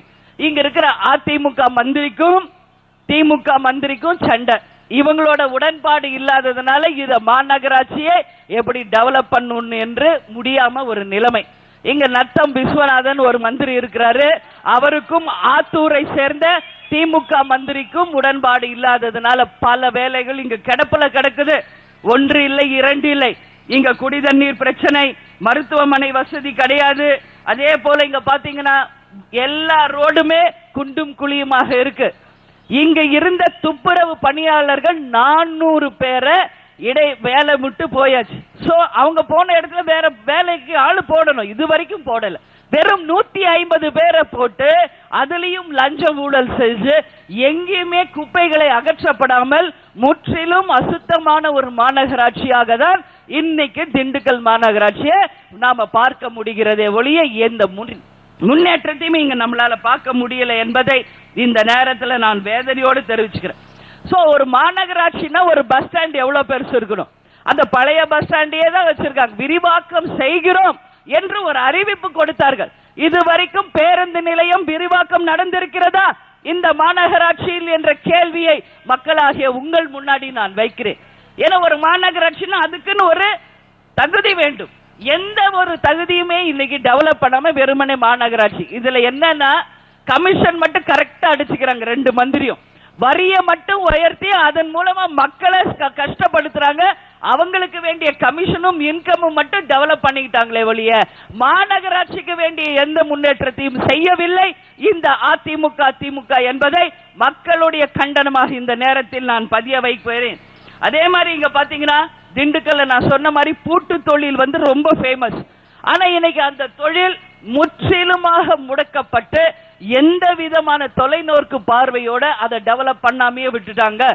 அந்த பிரச்சனைக்கு உடனடியாக தீர்வு கண்டு திண்டுக்கல்ல நிச்சயமாக பூட்டு ஃபேக்டரி மிகப்பெரிய அளவுல கொண்டு வந்து அதை உலகம் முழுவதும் எக்ஸ்போர்ட் பண்ணி இங்க இருக்கிற தொழிலாளர்களுக்கு நிச்சயமாக நாம வேலை வாய்ப்பையும் உருவாக்குவோம் என்ற உறுதியை இந்த நேரத்தில் நான் திண்டுக்கல் மக்கள் கிட்ட உறுதியாக நான் சொல்றேன். அப்புறம் நம்ம இந்த தொகுதியை பத்தி நம்ம பார்த்தோம்னா நத்தம் இருக்கு, அதுக்கப்புறம் ஆத்தூர் இருக்கு, ஒட்டன்சத்திரம் இருக்கு, பழனி இருக்கு, வேடச்சந்தூர் இருக்கு. எல்லா ஊருக்கும் நாங்க போயிருக்கோம். ஒட்டன்சத்திரம் தான் நம்ம SRK பாலு அவர்கள் இருக்காரு. பழனி கோயிலுக்கு போயிருக்கோம். அங்க இருக்கிற அந்த கேபிள் காரை பார்த்தாலே எனக்கு ரொம்ப மனசுக்கு கஷ்டமா இருக்கும். எப்பயுமே இதை நான் பழனிக்கு போறப்பெல்லாம் சொல்லுவேன். ஏன்னா இன்னைக்கு வேர்ல்டு ஃபுல்லா கேப்டன் கூட போறப்ப நாங்க பார்த்திருக்கோம் எந்தெந்த மாதிரிலாம். நீங்க எல்லாம் கூட ஃபாரின் கண்ட்ரிஸ் போயிருப்பீங்க, பல பேர் இங்க போயிருப்பீங்க, நான் இல்லைன்னு சொல்லல. அங்கெல்லாம் எப்படி வச்சிருக்காங்க கேபிள் கார் சிஸ்டம். ஆனா இருக்கிற ஒரே ஒரு கேபிள் கார் சிஸ்டம் தமிழ்நாட்டிலேயே பழனியில தான். அது எப்ப ஓடும் எப்ப அருந்து கீழே விழுகும்னே தெரியாத ஒரு அவலமான ஒரு கேபிள் காரை வச்சு இந்த தமிழ்நாடு கவர்மெண்ட் இன்னும் ரன் பண்ணிட்டு இருக்கு. எதுவுமே இங்க ஒரு சிஸ்டமேட்டிக் கிடையாது. இத்தனை 7 கோடி மக்கள் வாழ்ற ஒரு தமிழ்நாட்டில் ஒரு கேபிள் காரை கூட ஒழுங்காக பராமரிக்க முடியாத ஒரு அவல ஆட்சி தான் இந்த 50-60 வருஷமா நடக்குது என்பதை ஒவ்வொரு வாட்டி நான் பழனிக்கு போறப்ப நான் சொல்லியிருக்கேன். ஒட்டன்சத்திரம் நாங்க போயிருக்கோம். எங்க பார்த்தாலும் குப்பை கூலங்கள். ஏன்னா அங்க இருக்கிற குப்பைகளை கூட அகற்றுறது கிடையாது. ஏன்னா அந்த அளவு இன்னைக்கு மார்க்கெட்லாம் வெஜிடபிள்ஸ் வருது, ஃப்ரூட்ஸ் வருது, ஃப்ளவர்ஸ் வருது, அதெல்லாம் மற்ற ஸ்டேட்ஸுக்கு வெளியூர்களுக்கு அனுப்புறாங்க. அப்ப அந்த கழிவுகளை எல்லாம் எடுத்து சரியான முறையில அங்க சுத்தமான சுகாதாரமான நிலைமை உருவாக்குறோம். ஆனா மலை போல இன்னைக்கு குப்பை குவிஞ்சிருக்கு. யாராவது அதை கிளீன் பண்றாங்களா? யாருமே எடுக்கிறது கிடையாது. SRK பாலு அவர்கள் JCP வச்சு டன்னா அங்க இருக்கிற குப்பைகளை அகற்றி அந்த பகுதியை தன்னுடைய சொந்த செலவுல பண்ணி அவர் ஒரு சிறந்த உதாரணம் நிரூபிச்சிருக்கார். சோ இதுதான் இன்னைக்கு திமுக அதிமுகவுடைய ஆட்சி என்பதை நீங்க எல்லாரும் தயவு கூர்ந்து மனசுல வச்சுக்கணும். இங்க நத்தம் அப்படின்னு ஒரு ஊர் இருக்கு. கேப்டன் அதிகமாக உச்சரிச்ச பேர் அந்த பேரா தான் இருக்கும்னு நான் நினைக்கிறேன். ஏன்னா சட்டசபையில ஏன் மக்கள் பிரச்சனைக்காக கேப்டன் பேசினார், ஏன் பால் விலை உயர்வு, பஸ் கட்டண உயர்வு இதான் பேசினார். நான் எல்லா இடத்துலயும் பேசுறதுதான். அதுக்குரிய பதிலை சொல்லாமல் வேற ஏதோ பேசி கேப்டனுக்கு கோவம் வர வரை செஞ்சு அது பெரிய பிரச்சனையா போயிருச்சு. ஏன் இதை உங்ககிட்ட சொல்றேன்னா, திண்டுக்கல்ல தான் அதை பத்தி சொல்லணும். ஏன்னா அவர் மிஸ்டர் நத்தம் இங்க தானே இருக்காரு, நத்தம் தொகுதியில மிஸ்டர் நத்தம் விஸ்வநாதன், அதனாலதான், வேற ஒண்ணும் கிடையாது. ஏன் இதை உங்ககிட்ட ஞாபகப்படுத்துறேன்னா, அன்னைக்கு கேப்டன் பேசினது என்ன, மக்கள் பிரச்சனையை தானே கேப்டன் சட்டசபையில பேசணும். வேற ஏதாவது அவுட் ஆஃப் இதுல சப்ஜெக்ட்ல எதுவும் பேசலையே. நம்ம தேர்தலுக்கு முன்னாடி மக்களுக்கு என்ன வாக்குறுதி கொடுக்குமோ அதை ஏன் நிறைவேற்றலை தான் கேப்டன் கேட்டார். அதுக்கு உரிய பதில சொல்லியிருக்கலாம் ஜெயலலிதா அவர்கள். உங்களுக்கு தகுதி இருந்தால், திராணி இருந்தால், தைரியம் இருந்தால் இடைத்தேர்தலில் நீங்க தனிச்சு போட்டி போடுங்கன்னு நீண்ட வசனம் பேசி அன்னைக்கு சரியான நோஸ் கட் வாங்கினது ஜெயலலிதாவும் மிஸ்டர் நத்தம் விஸ்வநாதன் அவர்கள் தான். ஏன்னா ஜெயலலிதாவுடைய மந்திரிகள் பத்தி உங்க எல்லாருக்கும் தெரியும், நான் சொல்ல தேவையில்லை. கை கட்டி வாய் பொத்தி அப்படியே குனிஞ்சுக்கிட்டே போற மந்திரிகளை தான் ஜெயலலிதா பார்த்திருக்காங்க. 1001 படத்துல சொல்லுவாங்க, நமக்கு கிடைத்த அடிமைகள் நல்ல அடிமைகள் நமக்கு வாச்சிருக்காங்க என்று இதே ஜெயலலிதா டைலாக் சொல்லுவாங்க. அதுபோல இன்னைக்கு ஏடிஎம் இருக்கிற அத்தனை பேரும் நல்ல அடிமைகளை இன்னைக்கு ஜெயலலிதா வச்சிருக்காங்க. இதுதான் உண்மை. ஓ பன்னீர்செல்வத்தில் ஆரம்பிச்சு கிளை கழக செயலாளர் வரைக்கும் எல்லாமே ஹேண்ட்பேக் பீப்புள்ஸ். அதனாலதான் சொல்றேன், கேப்டன் அன்னைக்கு எந்திரிச்சு பேச ஆரம்பிச்ச உடனே சொல்லுவார், சட்டசபை அவர் சொன்னாரு, நீங்க உட்காருங்க, மந்திரி பேசின அப்புறம் தான் நீங்க பேசணும். அப்படி கை கட்டி தான் கேப்டன் உட்காருவார். பார்த்தா அவுட் ஆஃப் சப்ஜெக்ட்ல ஏதோ பேச ஒண்ணுதான் கேப்டன் கொந்தளிச்சு எந்திரிச்சு, ஓ உட்காரியா, உனக்கு என்ன, நான் பதில் சொல்லணும்னு சொல்லி பேசுவார். அப்ப நத்தம் விஸ்வநாதன் ஏதோ பேசி, ஓ நத்தம் நீ உட்காரியா அப்படின்னு சொன்னார். இதுதான் அன்னைக்கு அங்க நடந்தது. இது பாலபாரதி அவர்களுக்கு தெரியும், சட்டசபையில இருந்து எல்லாருக்குமே தெரியும். அன்னையோட கேப்டன் வந்தவர் தான் அந்த சட்டசபைக்குள்ள இனிமேல நான் கால் வைக்க மாட்டேன், மீண்டும் முதல்வரான ஆன பிறகுதான் அந்த சட்டசபைக்குள்ள கால் வைப்பேன் என்ற உறுதியோட அன்னைக்கு வெளிவந்தார். ஏன் இது உங்க முன்னாடி சொல்றேன்னா, ஒரு சட்டசபை என்பது ஒரு நியாய தர்மத்தோட நடக்கணும். அதுதான் கேப்டன் டெலிகாஸ்ட்ல நாங்க லைவ் டெலிகாஸ்ட் பண்றோம். சட்டசபையில நடக்கிற நிகழ்வுகள் அந்த பக்கமும் சரி இந்த பக்கமும் சரி என்ன நடக்குது மக்களுக்கு தெரியப்படுத்துங்க. ஒரே சைடு நீங்க காமிச்சா மக்களுக்கு எப்படி புரியும் என்று சொன்னாங்க. அதுக்கும் அனுமதி கிடையாது. சரி கவர்மெண்ட் நீங்க லைவ் டெலிகாஸ்ட் பண்ணுங்க, அதுக்கும் அனுமதி கிடையாது. எந்த விதமான அங்க பேச அனுமதி கிடையாது. உடனே மைக் ஆஃப் பண்ணுவாங்க, உடனே காவலர்களை வச்சு வெளியேற்றுவாங்க. யாருக்குமே பேச அனுமதி கிடையாது. எதிர்கட்சியை சேர்ந்தவங்க 110 விதியின் கீழே வந்தவனே ஜெயலலிதா அவர்கள் வந்தவனே லைனா வாசிப்பாங்க, அதோட எந்திரிச்சு போயிருவாங்க. இந்த 5 வருஷம் இதுதான் சட்டசபையில நடந்திருக்குது என்பது எல்லாருக்கும் தெரியும். ஆனால் 110 விதியின் கீழே அறிவிக்கப்பட்ட ஏதாவது ஒரு திட்டம் இங்கு நிறைவேறி இருக்கிறதா என்றால் எந்த ஒரு திட்டமும் இன்னைக்கு வரைக்கும் தமிழ்நாட்டில் சரியாக கொண்டு வரல. வெறும் அறிவிப்புகள், வெறுமனே பேப்பர்ல தான் இருக்கு. அதனால சொல்ற ஏட்டு சுரக்கா கூட்டுக்கு உதவாது என்பது போல ஒரு அவல ஆட்சியை தான் ஜெயலலிதா அவர்கள் இன்னைக்கு நடத்தி இருக்காங்க. அதனால சொன்னாங்க அன்னைக்கு கேப்டனை பார்த்து, நீங்க வேணா பாருங்க, இனிமேல் தேமுதிகவுக்கு இறங்கு முகம்தான் என்று வீர வசனம் ஜெயலலிதா பேசினாங்க. சொல்லி கொஞ்ச நாள் ஆகல, என்னாச்சு ஜெயலலிதாவுடைய நிலைமையில, பெங்களூர்ல பரப்பன அக்ரஹாரால கொண்டு போய் உள்ள தள்ளாரு குன்ஹா. அன்னைக்கு தெரிஞ்சுதான் யாருக்கு ஏறுமுகம் யாருக்கு இறங்கு முகம் என்று. ஏன் இதை நான் சொல்றேன்னா, ஜெயலலிதா என்றால் ஏதோ ஒரு பெரிய மாயை, ஒரு சக்தி என்று இன்னைக்கு மக்கள் கிட்ட ஏமாத்தி வச்சிருக்காங்க.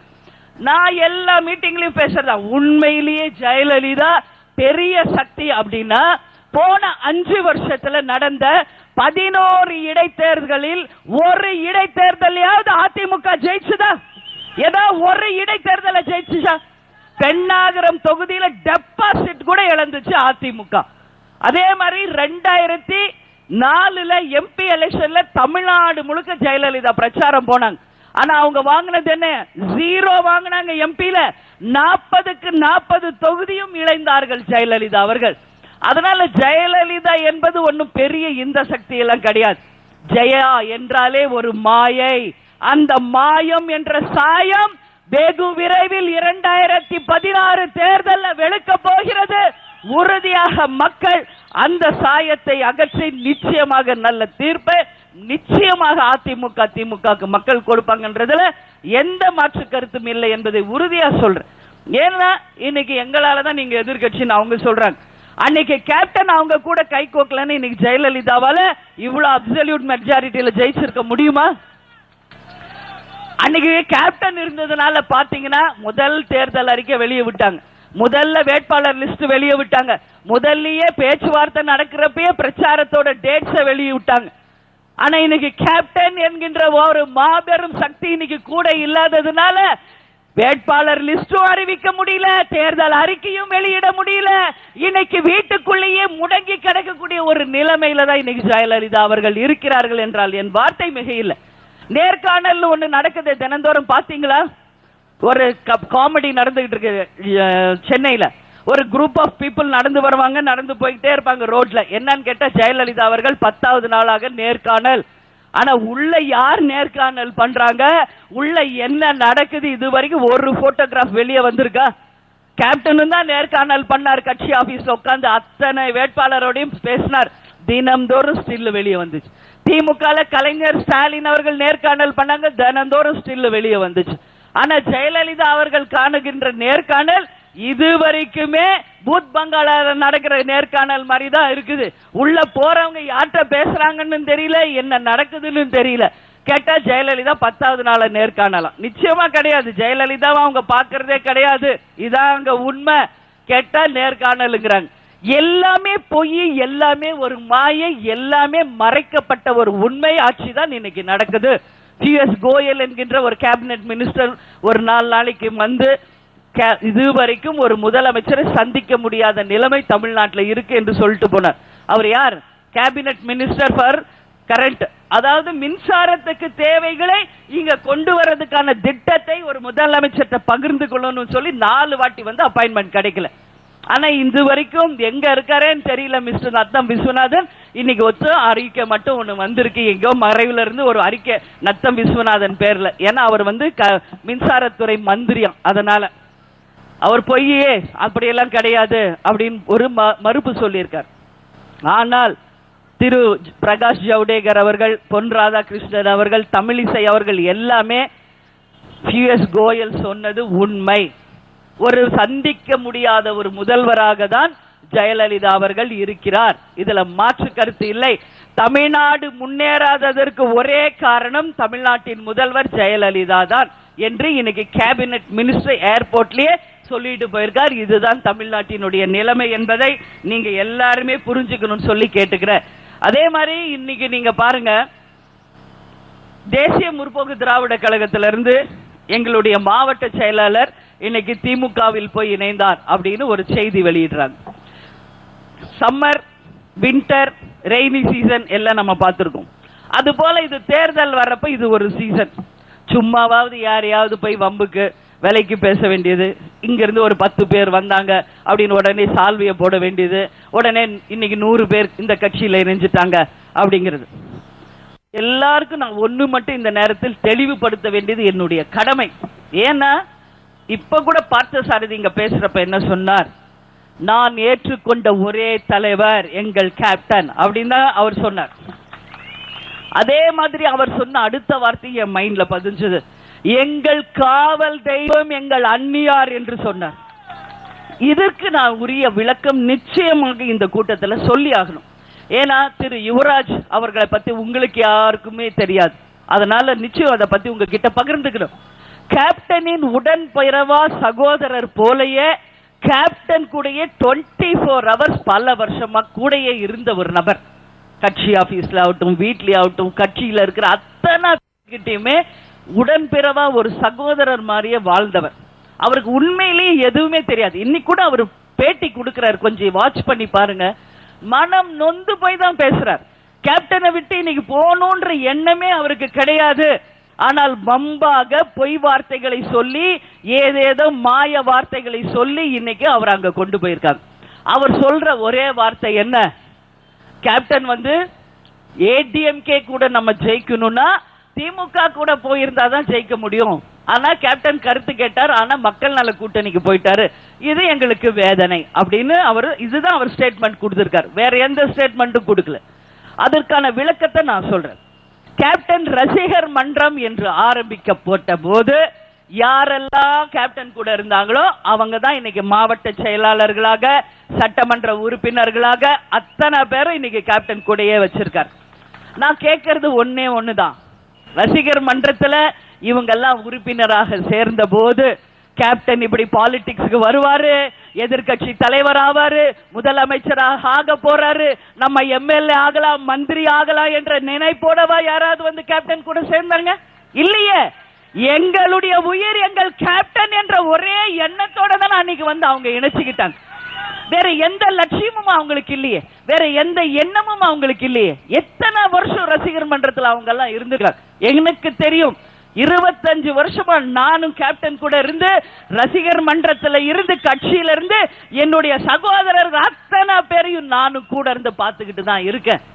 எந்த ஒரு உள்ளெண்ணமும் இல்லாமல் ரசிகர் மன்றமாக ஆரம்பிக்கப்பட்டது. அவங்க யாருமே நினைக்கலையே நாளைக்கு நம்ம எம்எல்ஏ ஆகும், மந்திரி ஆகும், இல்லை யாரும் நினைக்கலையே. எங்க கேப்டன் எங்க இருக்கிறாரோ அந்த இடம் தான் எங்களுக்கு சொர்க்கம் என்று எம்பி ஆகணும், மேயர் ஆகணும்னு யாரும் நினைக்கலையா? இன்னைக்கு எத்தனை நடிகர்கள் தமிழ்நாட்டில் எம்ஜிஆர் தவிர ரசிகர் மன்றம் வச்சிருக்கிற எத்தனையோ நடிகர்கள், ஆனா அத்தனை ரசிகர்களும் இன்னைக்கு வெறும் ரசிகர்களாக மட்டும்தான் இருக்காங்க.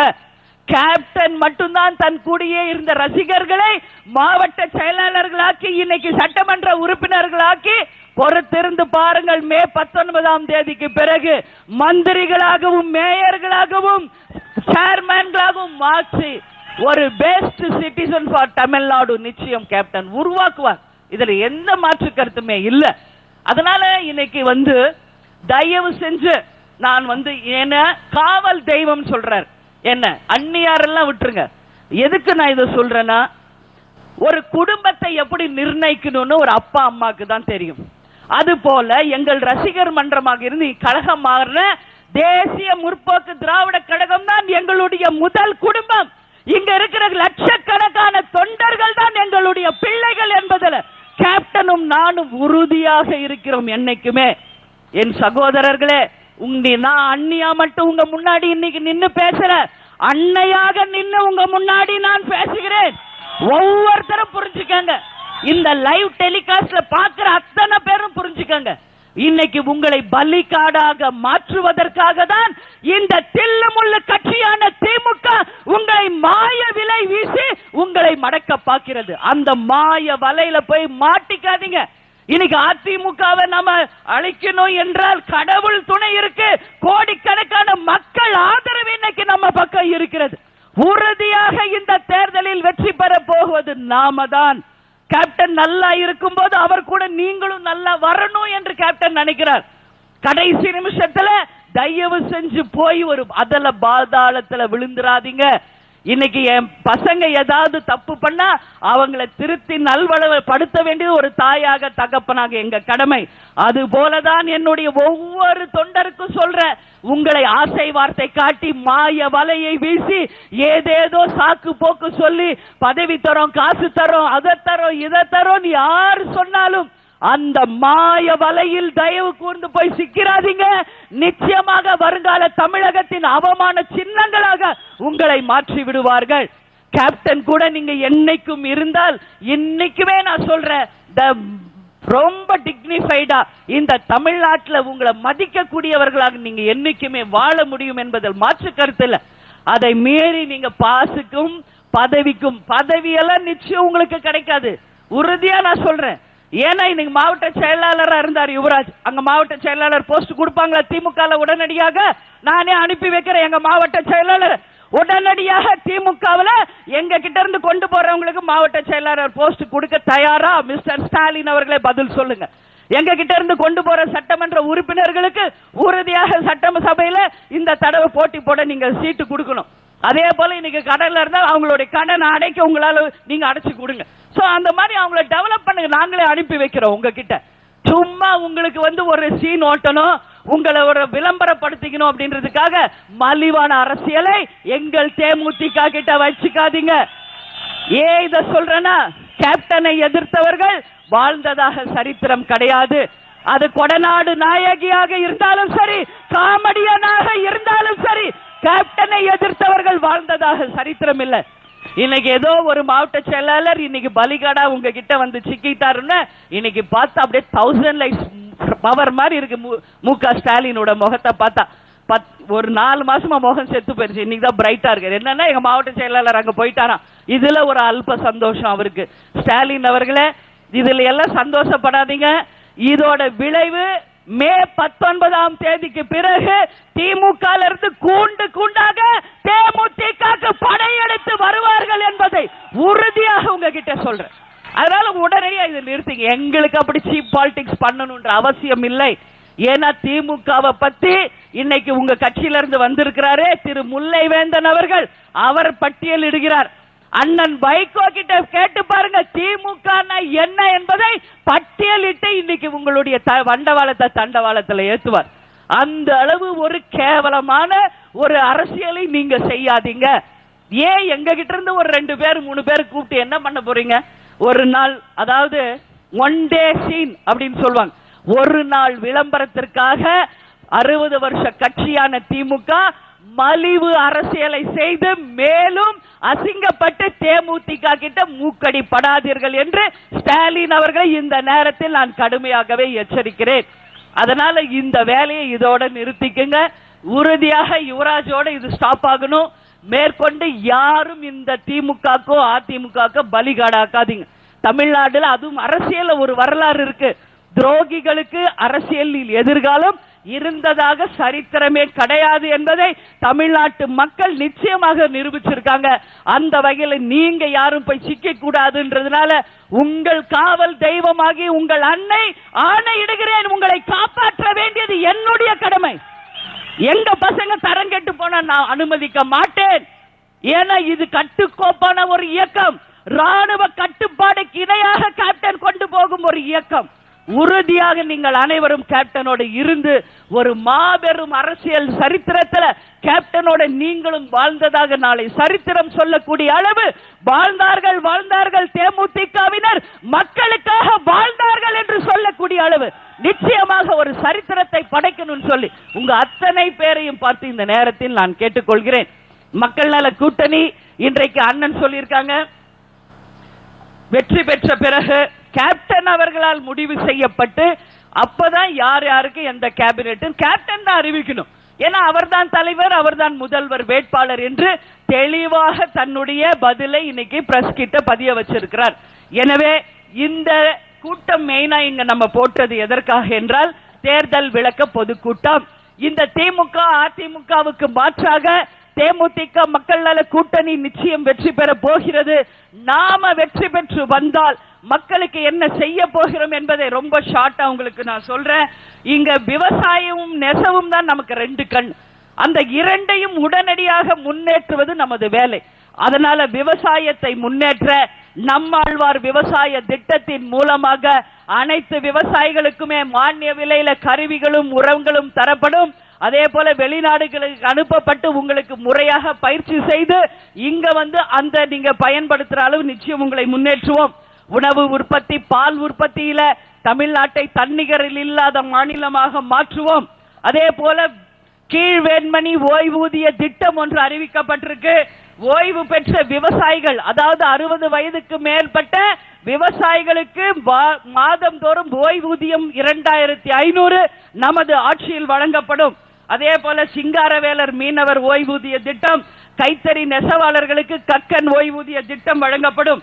அப்துல் கலாமுடைய கிராம பொலிவு திட்டத்துல மொத்தம் 12,620 கிராமங்களை புதுப்பிச்சு அத்தனை பேருக்கும் ஒவ்வொரு கிராமத்தில் இருக்க ஒவ்வொரு நபரும் 25,000 ரூபாய் நீங்கள் தன்னால சம்பாதிக்கிறதுக்கு எல்லா விதமான பயிற்சிகளும் தொழில்களும் உங்களுக்கு தரப்பட்டு உங்களை நிச்சயமாக முன்னேற்றுவோம் என்ற உறுதியை சொல்ற. சிறப்பு குழந்தைகளுக்கு என்று ஹாஸ்டல் ஸ்கூல்ஸ் உருவாக்கப்படும். அதே போல 3ஆம் பாலினத்தை சேர்ந்தவர்களுக்கு அவங்களுக்கும் மதிப்பு கொடுத்து ஸ்கூலும் கல்லூரியும் அமைச்சு தரப்படும். கல்லூரியில பாட புத்தகங்கள் இன்னைக்கு தேசியமயமாக்கப்படணும். அதே போல நாட்டுப்பற்றும் மொழிப்பற்றும் நம்ம மாணவர்கள் கிட்ட வரணும். அதனால உவே சுவாமிநாத ஐயர் மற்றும் என் சரித்திரம், காந்திஜியின் சத்திய சோதனை, மதன் அவர்களின் வந்தார்கள் வென்றார்கள், மாப்போசி அவர்களின் விடுதலை போரில் தமிழகம், ராமகிருஷ்ணன் அவர்களின் எனது இந்தியா போன்ற நூல்கள் கல்லூரியில பாட புத்தகங்கள்ல சப்ஜெக்டாக கொண்டு வருவோம், நம்மளுடைய வரலாறை தெரிஞ்சுக்க. அதே போல மாணவர்களுக்கு கலந்துரையாடல் செஞ்சு மற்ற ஸ்டேட்டுக்கும் வெளிநாடுகளுக்கும் அனுப்பி அவங்களுக்கு முறையாக பயிற்சி தருவோம். மனித நல ஆலோசகர்களை ஸ்கூல்ஸ்ல அமைச்சு பாலின வன்கொடுமையிலிருந்து காப்பாற்ற, அதிக கட்டணம் வசூல் செஞ்சா உடனடியாக கம்ப்ளைண்ட் பண்ண, ஒவ்வொரு ஸ்டூடெண்ட்டுக்கும் தனியா கான்சென்ட்ரேஷன் பண்ணி அவர்களுடைய வாழ்க்கைக்கு பாதுகாப்பு தருவோம். இதுவரைக்கும் எம்ஜிஆர் அவர்கள் மதிய உணவு திட்டம் தான் அறிவிச்சிருக்கார். ஆனால் நமது கருப்பு எம்ஜிஆர் அவர்கள் கவர்மெண்ட் ஸ்கூல்ல படிக்கிற மாணவர்களுக்கு காலை உணவு திட்டமும் நமது ஆட்சியில அனைத்து கவர்மெண்ட் ஸ்கூல்லையும் தரப்படும் என்ற உறுதியை இந்த நேரத்தில் உங்க எல்லோர்கிட்டயுமே நான் சொல்றேன். அதே போல இங்க 1000 பள்ளிக்கூடங்கள் இங்க நத்தம் விஸ்வநாதன் தொகுதியில கூட அரசு கல்லூரி கட்டித்தரேன்னு சொன்னார். இது வரைக்கும் வந்திருக்கா அரசு கல்லூரி? வரல. அதனாலதான் இது எல்லா தொகுதியிலும் இருக்கிற பிரச்சனை. எனவேதான் எங்கெல்லாம் ஸ்கூல்ஸ், அதாவது மார்னிங் டைம் எல்லாம் ஸ்கூல்ல நடக்கும், அதே ஸ்கூல்ல ஈவினிங் காலேஜா பெண்களுக்கான கலை கல்லூரியாக மாற்றப்பட்டு எங்கெல்லாம் பெண்கள் கலை கல்லூரி இல்லையோ அத்தனை இடங்களிலும் பெண்கள் கலை கல்லூரியை உறுதியாக கொண்டு வருவோம். இதை உடனடியாக நம்மளால செய்ய முடியும். இருக்கிற ஸ்கூல்ல அப்படியே ஈவினிங் காலேஜா மாத்த போறோம், அவ்வளவுதான். ரொம்ப ஈஸி, ஒரு கல்ல 2 மாங்கான்னு சொல்லுவாங்களே, அதுதான் இது. எனவே அனைத்து பகுதியிலும் கல்லூரி கொண்டு வருவோம். தரமான மருத்துவமனைகள் எல்லாருக்கும் உறுதியாக அமைச்சு தரப்படும். இன்னைக்கு வில்லேஜ் லெவல்ல ஒரு சின்ன ஆஸ்பத்திரிக்கு போனா கூட பிரசவத்துக்கு இல்ல, பாம்பு கடிக்கு மருந்து இல்ல, எந்த மாத்திரை மருந்து கிடையாது, நர்ஸ் கிடையாது, டாக்டர் கிடையாது. இதான் இன்னைக்கு தமிழ்நாட்டில் இருக்க எல்லா ஹாஸ்பிட்டலோட நிலைமை. இதை எல்லாமே சீரமைக்கப்பட்டு நல்ல மருத்துவமனைகள் 24 ஹவர்ஸ் சர்வீஸ்ல உங்களுக்கு உறுதியாக நமது ஆட்சி செய்து தரும் என்ற உறுதியை இந்த நேரத்தில் சொல்றேன். அதே மாதிரி இங்க ஒவ்வொரு டவுன்லயுமே வணிக வளாகங்கள், அதாவது இன்னைக்கு சிட்டில நீங்க பாத்தீங்கன்னா காம்ப்ளெக்ஸ் அப்படிம்பாங்க, தியேட்டர்ஸும் இருக்கும், ஷாப்பிங் காம்ப்ளெக்ஸும் இருக்கும். அது போல வணிக வளாகங்களை உருவாக்கி அதன் மூலமாக வாடகைக்காவது எடுத்துக்கலாம், இல்ல ஓனா நீங்க வாங்கலாம்.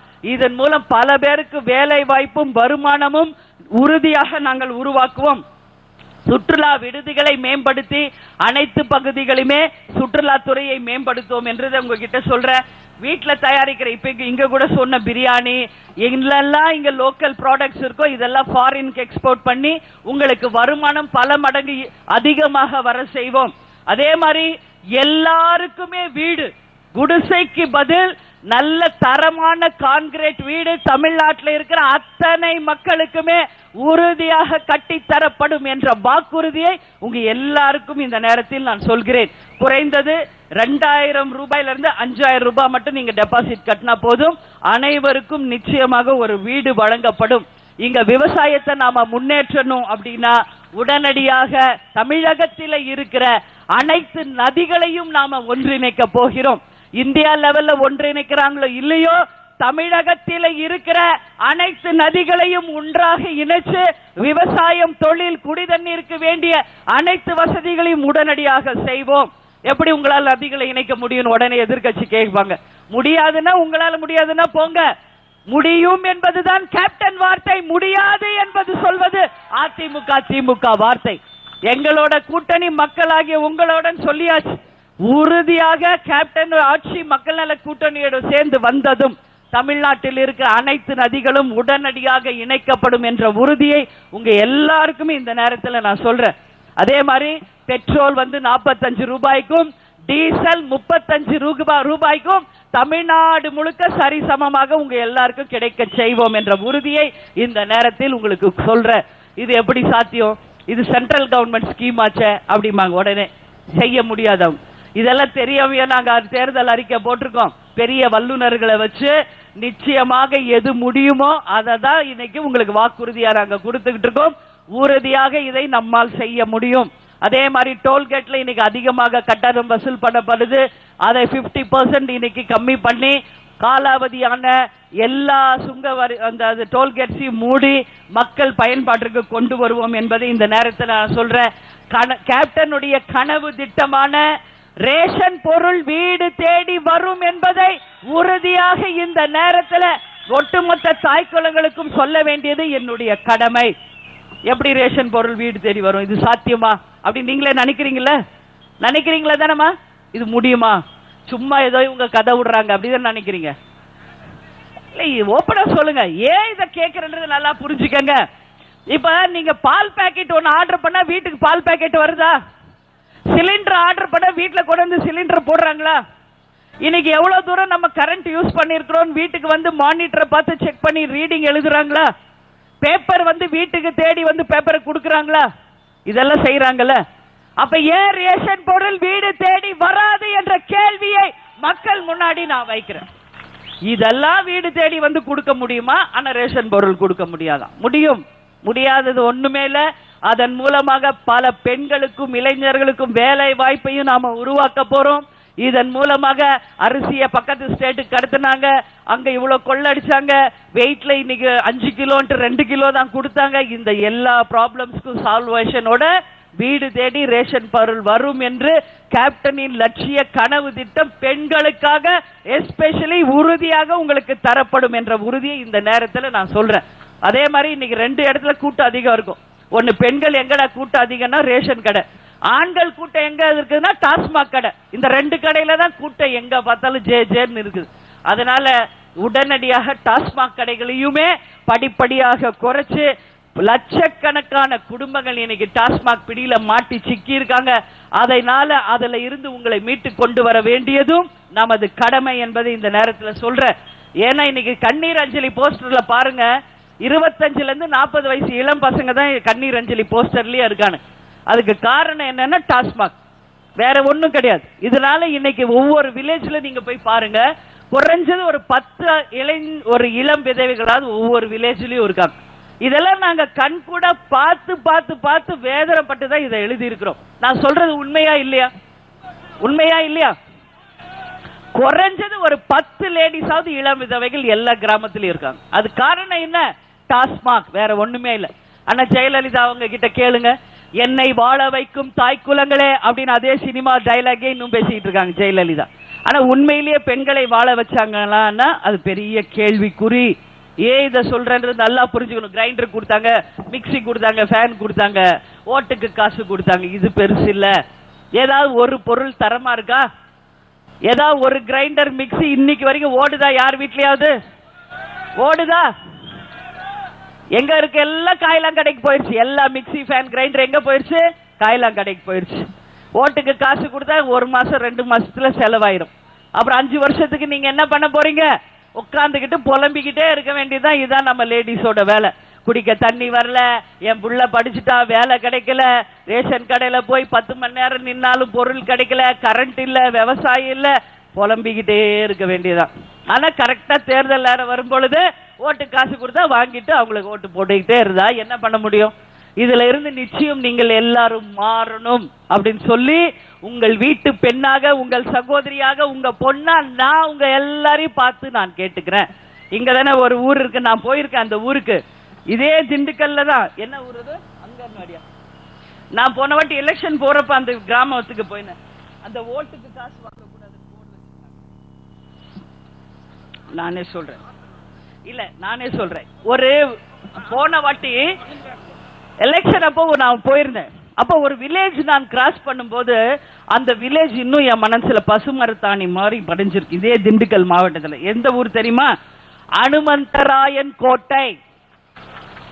அந்த ஊருக்குள்ள நான் நுழையும் போதே என் கண்ணில் ஃபர்ஸ்ட் பட்டக்கதை ஒரு போர்டு வச்சிருந்தாங்க. என்ன தெரியுமா? இங்கே எங்களுடைய ஓட்டு விற்பனைக்கு அல்ல, யாரும் வந்து ஓட்டுக்கு காசு கொடுக்கிறோம் அப்படின்னு சொல்லி ஓட்டு போடுங்கன்னு சொல்லி எங்க கிராமத்துக்குள்ள யாரும் வராதிங்க, எங்க பகுதிக்குள்ளேயே யாரும் வராதிங்க அப்படின்னு சொல்லி ஊர் மக்கள் எல்லாரும் சேர்ந்து என்ட்ரன்ஸ்லயே ஒரு போர்டு வச்சிருந்தாங்க. நான் அப்படியே ஒரு 2 நிமிஷம் அந்த போர்டு கிட்டே நின்று, அனுமந்தராயன் கோட்டை மாதிரி இன்னைக்கு தமிழ்நாட்டில் இருக்கிற அத்தனை இடமுமே வந்துருச்சுன்னா தமிழ்நாட்டினுடைய தலையெழுத்தை மாற்ற போகும் முதல் மக்கள் சக்தி தமிழக மக்களாகிய நீங்கள் தான். இதனுடைய வளர்ச்சியை யாராலுமே தடுக்க முடியாது. இந்தியாவின் நம்பர் 1 மாநிலமாக உறுதியாக நம்மால் இதை மாற்ற முடியும் என்பதில் எந்த சந்தேகமும் இல்லை. அதுபோல உறுதி ஏற்றுக்கொள்ளுங்கள். ஏன்னா நிச்சயமாக இன்னைக்கு அத்தனை பிரச்சனைகள் இங்க இருக்கு. இன்னைக்கு கேப்டன் அவர்கள் படிச்சுட்டு பிள்ளைங்களுக்கு வேலை இல்லை, அதனால இன்னைக்கு சமூக விரோத செயல்கள்ல இன்னைக்கு ஈடுபட்டிருக்காங்க. செம்மரக்கட்டை கடத்தி இன்னைக்கு எவ்வளவு பேர் அரெஸ்ட் ஆனாங்க யார் தெரியுமா? எல்லாருமே படிச்சுட்டு வேலை இல்லாத இளைஞர்கள் எல்லாரும் இன்னைக்கு ஆந்திரால ஜெயில அடைபட்டிருந்தாங்க. என்னன்னு கேட்ட வேலை இல்லை, என்ன செய்யறது தெரியல, அதனால செம்மரக்கட்டையை வெட்டணும். நேத்து கூட நான் பார்த்தேன், கம்பம் மலை பகுதியில கஞ்சா கடத்துறாங்க. யாருன்னா என்ஜினியரிங் படிச்ச பசங்களா. ஏன் இப்படி பண்ணீங்கன்னு கேட்டா வேலை இல்லை, வேற என்ன பண்றது தெரியல. சோ இதெல்லாம் யாருக்கு ரெஸ்பான்சிபிள் இருக்கு? ஒரு கவர்மெண்ட் தான் இதெல்லாம் சரி செய்யணும். அதனாலதான் இன்னைக்கு கேப்டன் உடனடியாக படிக்காத மாணவர்களுக்கு வேலை வாய்ப்பை உருவாக்குவோம் என்ற உறுதியை உங்க முன்னாடி சொல்றேன். அதாவது இன்ஜினியரிங் படிச்சவங்களுக்கு படிச்சு முடிச்ச உடனே டிசிஎஸ், விப்ரோ, சத்யம், மகேந்திரா, மைட்ரி போன்ற பெரிய பெரிய நிறுவனத்தோட டைப் பண்ணி படித்த அத்தனை மாணவர்களுக்கும் 4 மாசத்துல உறுதியாக நம்ம கவர்மெண்ட் வேலை வாய்ப்பை உருவாக்கி கொடுக்கும் என்ற உறுதியை இந்த நேரத்தில் உங்க எல்லோருக்குமே நான் சொல்றேன். அதே போல ப்ராவிடன்ட் ஃபண்ட் இருக்கு. இன்னைக்கு அத்தனை பேருக்கும் ப்ராவிடன்ட் ஃபண்ட் அமௌண்ட் கிடைக்கிறதுக்கு செஞ்சு அதன் மூலம் 1.5 லட்சம் பேருக்கு பெனிஃபிட் செய்வோம். அதே மாதிரி ஓய்வூதியம் பெற்றவர்களுக்கு ஷேர் மார்க்கெட் ஒன்னு இருக்கு தெரியுமா, பங்கு. அந்த ஷேர்ஸ்ல உங்களையும் ஒன் ஆஃப் த பார்ட்னராக சேர்த்து 3 லட்சம் பேருக்கு மேல இன்னைக்கு அதுல பெனிஃபிட் செய்வோம் என்ற உறுதியை சொல்றேன். இன்னைக்கு கிராமப்புறத்துல பூசாரிங்க இருக்காங்க, தர்கால பூசாரிங்க இருக்காங்க, சர்ச்சில் இருக்காங்க. அவங்களுக்கெல்லாம் பெரிய வருமானம் இல்ல. எல்லாருடைய கஷ்டத்தை உணர்ந்து மாதம் தோறும் அவங்களுக்கு சம்பளம் தரப்படும். நம்மளுடைய திருநாள் பொங்கல் திருநாள் 1 வார காலம் தமிழ்நாடு முழுக்க அந்த திருநாளை தமிழ்நாடே கொண்டாடும் வகையில மிகப்பெரிய திருவிழாக தமிழ்நாடு கவர்மெண்டே நம்ம ஆட்சியில செய்ய போகிறோம். அதுவும் இல்லாம ஜல்லிக்கட்டு காலை நிச்சயமாக அந்த பணியையும் பொங்கல் திருவிழாவில கொண்டு வந்து தமிழகம் முழுவதும் பொங்கல் திருவிழா ஃபெஸ்டிவல் 1 வீக் ஃபெஸ்டிவலாக உறுதியாக செய்யப்படும் என்ற உறுதியை இந்த நேரத்தில் சொல்ற. 7 கோடி மக்கள் இருக்கிற இந்த இடத்துல நிச்சயமாக ஸ்போர்ட்ஸ் நம்ம ஊக்கப்படுத்தணும். படிச்சவங்களுக்கு நிச்சயமாக ஸ்போர்ட்ஸ் மூலமாக நிறையபடி வேலை வாய்ப்பு, அவங்களுக்கு ஊதியம் எல்லாம் தந்து இளைஞர்களையும் மாணவர்களையும் நாங்கள் உருவாக்குவோம் என்றதை தெரிவிச்சுக்கிறேன். அதே மாதிரி சின்ன ஹார்பர்ஸ் ஏர்போர்ட் இதை உருவாக்கி வேலை வாய்ப்பையும் தமிழ்நாட்டையும் முன்னேற்ற செய்வோம். இது மட்டும் இல்லாம வெளி மாநிலத்துல வெளிநாட்டுல வேலை பார்க்கிற நம்ம தமிழ்நாடு மக்களுக்கு பாதுகாப்பு இல்லாத நிலைமை இருக்கு. இன்னைக்கு கூட பிரூசல்ஸ்ல பாருங்க, குண்டடிப்பட்டு ஒருத்தர் இறந்து போயிட்டார். நாங்க கல்ஃப் கண்ட்ரிஸ் போறப்ப எவ்வளவோ தமிழ் மக்கள் அங்க கஷ்டப்படுறத கேப்டன் கண்கூடா பார்த்திருக்கார். நல்ல வேலை கொடுக்கறோம் தான் கூப்பிட்டு வந்தாங்கன்னு, இங்க வந்தப்புறம் தான் தெரியுது எங்களை ஒட்டகம் மேய்க்க வச்சுட்டாங்க, இந்த பேரிச்ச பழத்தை பொறுக்க வச்சுட்டாங்கன்னு சொல்லி கண்ணீர் விட்டு அழுவாங்க. சோ அவங்களுக்கு எந்த பாதுகாப்புமே கிடையாது நம்ம ஊரை விட்டு வெளியே போயிட்டா. அதனால அவர்களுக்கு என்று ஒரு வாரியம் அமைக்கப்படும். அது வேற ஸ்டேட்டுக்கு போனாலும் சரி, வெளிநாட்டுக்கு நீங்க வேலைக்கு போனாலும் சரி, உங்களுடைய ஹிஸ்டரி இங்க இருக்கும். உங்களுக்கு ஏதாவது ஒரு ஆபத்துனா ஜஸ்ட் நீங்க இன்ஃபார்ம் பண்ணா போதும், தமிழ்நாடு கவர்மெண்டே உடனடியாக அந்த ஆக்ஷனை எடுத்து எங்க தமிழர்கள் வாழ்ந்தாலும் அவர்களுக்கு பாதுகாப்பான ஒரு வாழ்க்கை வசதியை நிச்சயமாக உருவாக்கி கொடுப்போம் என்பதை இந்த நேரத்தில் நான் சொல்றேன். மாற்றுத்திறனாளிகளுக்கு முதல்ல உதவி செஞ்சது கேப்டன் தான். அது 3 சக்கர சைக்கிள் அப்புறம் ஸ்கூட்டி கொடுத்ததும் கேப்டன் தான். அதனால 3 லட்சம் மாற்றுத்திறனாளிகளுக்கு ஸ்கூட்டி, அதாவது 3 சக்கர, அதாவது ஸ்கூட்டின்னு சொல்லுவோம், அது கொடுக்கப்படும் என்பதை தெரிவிச்சுக்கிறேன். லஞ்சம் ஊழல் இல்லாத நல்லாட்சியை கொண்டு வருவோம், அதுதான் நம்மளுடைய தாரக மந்திரம். அந்த லஞ்சத்தையும் ஊழலையும் இன்னைக்கு இருக்கிற அத்தனை துறையிலுமே நாம நீக்க வேண்டிய நிலையில இருக்கோம். ஏன்னா பர்த் சர்டிபிகேட்ல இருந்து டெத் சர்டிபிகேட் வரைக்கும் எல்லாமே ஊழல், அனைத்து துறைகளிலுமே ஊழல். அதனால் இந்த ஊழலை நிச்சயமாக கொண்டு செல்ல கேப்டனின் ரமணா படம் பார்த்திருப்பீங்க நீங்க எல்லாம், எப்படி எல்லாம் கேப்டன் அவரது பிளான் பண்ணி அதுல ஊழல் அளிக்கிறார். அது போல ஆன்டி கரப்ஷன் போர்ஸ் என்கின்ற ஒரு போர்ஸை நம்ம உருவாக்க போறோம். அதன் மூலமாக எல்லா துறைகளிலும் இருக்கிற லஞ்சம் ஊழல் உடனடியாக அகற்றப்படும். எங்கேயாவது லஞ்சம் ஊழல் வாங்கினா ஒரு ஜஸ்ட் ஒரு இமெயில், ஒரு இன்ஃபர்மேஷன் கொடுத்தால் போதும், உடனடியாக அங்க லஞ்சம் கொடுப்பது முற்றிலும் தடுக்கப்படும் என்பதை உறுதியாக இந்த நேரத்தில் உங்க எல்லோர் முன்னாடியுமே நான் தெரிவித்துக் கொள்கிறேன். அப்புறம் நம்ம எல்லா இடமும் பார்ப்போம், கருவேல மரம் முளைச்சிருக்கும், எல்லாமே வேஸ்ட் லேண்டா இருக்கு. அந்த கருவேல மரங்களை அகற்றி அத்தனை லேண்டையுமே மக்களுக்கு விளைவிக்கக்கூடிய லேண்டாக மாற்றி பயிர் செய்ய, சோலார் சிஸ்டம் கொண்டு வர, தொழில்களை கொண்டு வர, அதை பயனுள்ள லேண்டாக நிச்சயமாக கன்வெர்ட் பண்ண போறோம்ன்றது உறுதியை உங்ககிட்ட நான் சொல்றேன். பெண்கள் இங்க அதிகம் பேர் இருக்கிறதுனால பெண்களுக்கான வாக்குறுதி, வேலை வாய்ப்பு, அதாவது பெண்கள் தங்க சொந்த காலில் நின்று சம்பாதிக்கணும். இதுதான் கேப்டனுடைய லட்சியம். சுய உதவி குழுல உங்களை ஏமாத்துறாங்களே அந்த மாதிரி இல்ல, பேங்க்ல லோன் வாங்கிக்கிட்டு வட்டிக்கு விட்டுட்டு உங்களை உட்கார்ந்துகிட்டு இருக்கீங்க. அதனால எந்த தொழில் முன்னேற்றம் இல்லை. 25 லட்சம் பெண்களுக்கு உடனடியாக வேலை வாய்ப்பை நிச்சயமாக இந்த கவர்மெண்ட் ஏற்படுத்தி கொடுக்கும் என்ற உறுதியை இந்த நேரத்தில் உங்களுக்கு நான் சொல்றேன். அது எந்தெந்த வகையில் அப்படிங்கறத நான் ஷார்ட்டா சொல்றேன். செல்லம்மாள் பாரதி திருமண திட்டம், இன்னைக்கு பெண் பிள்ளைகளை மேரேஜ் பண்ணி கொடுக்க முடியல, எவ்வளவோ கஷ்டப்படுறாங்க. அதனால 1 lakh rupeesக்கு ஒரு பொண்ணுக்கு என்னெல்லாம் வேணுமோ அது கவர்மெண்டே கொடுக்கும்.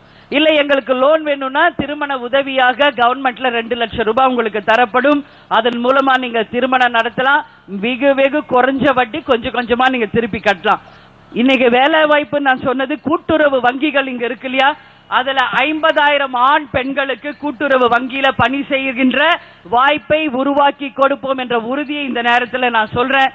தங்க நகை நீங்க வட்டிக்கு வைக்கிறீங்க, அது மிகவும் கம்மியான வட்டியில உங்களுக்கு செய்வோம். அதே மாதிரி இங்க இருக்கிற பழம் நடுதல், 100 நாள் வேலை வாய்ப்பு, நீங்க லேடிஸ் எல்லாம் போறீங்கல்ல கிராமத்துல, நான் பார்த்திருக்கேன். ஆனா இன்னைக்கு அதை பல மடங்கு உதவிகரமாக எல்லா பக்கமும் இருக்கணும்னு கேப்டன் நினைச்சிருக்கார். 100 நாள் வேலை வாய்ப்புன்னு போறாங்க, போய் ஏதாவது ஒரு மம்டி வச்சு ஒரு பக்கம் ஒரு நீட்டுக்கு ஒரு காவாவை கொத்திட்டு வேலை முடிஞ்சு 100 ரூபாய் வாங்கிட்டு வந்துடுறாங்க. ஆனா அதனால தமிழ்நாட்டுக்கும் பெனிஃபிட் இல்ல, யார் வேலை செய்யறாங்களோ அவங்களுக்கும் எந்த பெனிஃபிட்டும் கிடையாது. 100 ரூபான்னு சொல்லிட்டு 60 ரூபாய் தான் இன்னைக்கு அவங்களுக்கு கிடைக்குது. 40 ரூபாய் இன்னைக்கு ஆளுங்கட்சி கமிஷன்ல எடுத்துக்கிட்டு இருக்கு. உண்மையா பொய்யா? உண்மைதானே நான் சொல்றது? இதான் நடந்துகிட்டு இருக்கு. சோ இதுக்கு முற்றுப்புள்ளி வைக்கணும். ஒரு பக்கம் நம்ம பார்த்தோம்னா விவசாயத்துக்கு எங்களுக்கு கூலிக்கு ஆளே வரல, அதனால எங்களால கூலி ஆள் வச்சு விவசாயம் பண்ண முடியலன்னு நம்ம விவசாய தொழிலாளர்கள் சொல்றாங்க. சோ இந்த 2 பிரச்சனையும் ஒரே நேரத்தில் தீர்க்கணும். அதாவது 100 நாள் வேலை வாய்ப்புக்கு போறவங்களுக்கு சென்ட்ரல் கவர்மெண்ட் கொடுக்கிற 100 ரூபாய், தமிழ்நாடு கவர்மெண்ட் உங்களுக்கு 150 ரூபாய் கொடுக்கும். அதே மாதிரி விவசாய தொழிலாளர்களாக உங்களை அந்தந்த விவசாயத்தை சார்ந்தவங்க கொண்டு செல்லலாம். விவசாயம் செஞ்சவங்க அந்த கூலியும் உங்களுக்கு கிடைக்கும். அதன் மூலம் விவசாயமும் வளரும், ஒரு தனிநபர் வருமானமும் பெருகும். புரியுதா நான் சொல்றது? உங்களை விவசாயத்துக்கு இன்னைக்கு யாருக்கெல்லாம் கூலிக்கு ஆள் தேவையோ அதை ஒரு குரூப் செட் பண்ணி இன்னைக்கு இந்த ஃபார்ம்ல இந்த லேண்ட்ல இவ்வளவு பேர் கூலிக்காரங்க வேணும்னா உங்களை அனுப்புவோம். அதுல உங்களுக்கு தமிழ்நாடு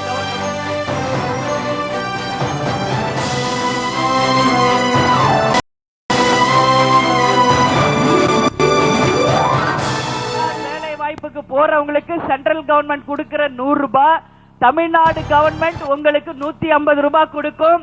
அதே மாதிரி விவசாய தொழிலாளர்களாக உங்களை அந்தந்த விவசாயத்தை சார்ந்தவங்க கொண்டு செல்லலாம். விவசாயம் செஞ்சவங்க அந்த கூலியும் உங்களுக்கு கிடைக்கும். அதன் மூலம் விவசாயமும் வளரும், ஒரு தனிநபர் வருமானமும் பெருகும். புரியுதா நான் சொல்றது? உங்களை விவசாயத்துக்கு இன்னைக்கு யாருக்கெல்லாம் கூலிக்கு ஆள் தேவையோ அதை ஒரு குரூப் செட் பண்ணி இன்னைக்கு இந்த ஃபார்ம்ல இந்த லேண்ட்ல இவ்வளவு பேர் கூலிக்காரங்க வேணும்னா உங்களை அனுப்புவோம். அதுல உங்களுக்கு தமிழ்நாடு கவர்மெண்ட் 150 ரூபாய், சென்ட்ரல் கவர்மெண்ட் கொடுக்கிற 100 ரூபாய், கூலிக்கு உங்களை கூப்பிட்டு போறவர் நிச்சயமாக கூலி காசு உங்களுக்கு கொடுப்பார். அப்ப ஈஸியா ஒரு தனி நபர் வருமானம் ஒரு நாளைக்கு 300 ரூபாயில இருந்து 400 ரூபாய் உங்களுக்கு கிடைக்கும். அதே நேரத்தில் விவசாயமும் பல மடங்கு நம்மளால டெவலப் செய்ய முடியும். கூலிக்கு ஆள் இல்லாம எங்களால பயிர் பண்ண முடியல என்ற நிலைக்கு முற்றிலும் நம்ம முற்றுப்புள்ளி வைக்க போகிறோம் என்பதை இந்த நேரத்தில் நான் தெரிவிச்சுக்கிறேன். ஸ்கூல்ல இலவசமா கண்ணாடி, படிக்கிற பிள்ளைகளுக்கு ஸ்கூலு பேக்ல இருந்து புக்ஸ்ல இருந்து சைக்கிள்ல இருந்து எல்லாமே நம்ம தருவோம்.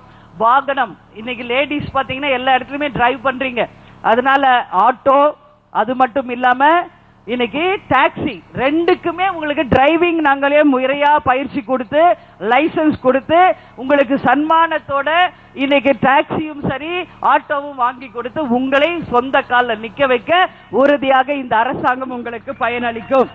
அதே மாதிரி இன்னைக்கு நம்ம ஊர்ல இருந்து இன்னொரு ஊருக்கு பெண்கள் போனா தங்கறதுக்கு பாதுகாப்பு இல்லை.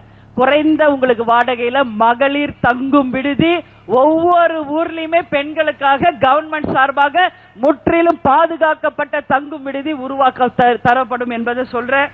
அதே மாதிரி எண்ணெய் உற்பத்தி, உணவு உற்பத்தி எல்லாமே செய்யப்படும்.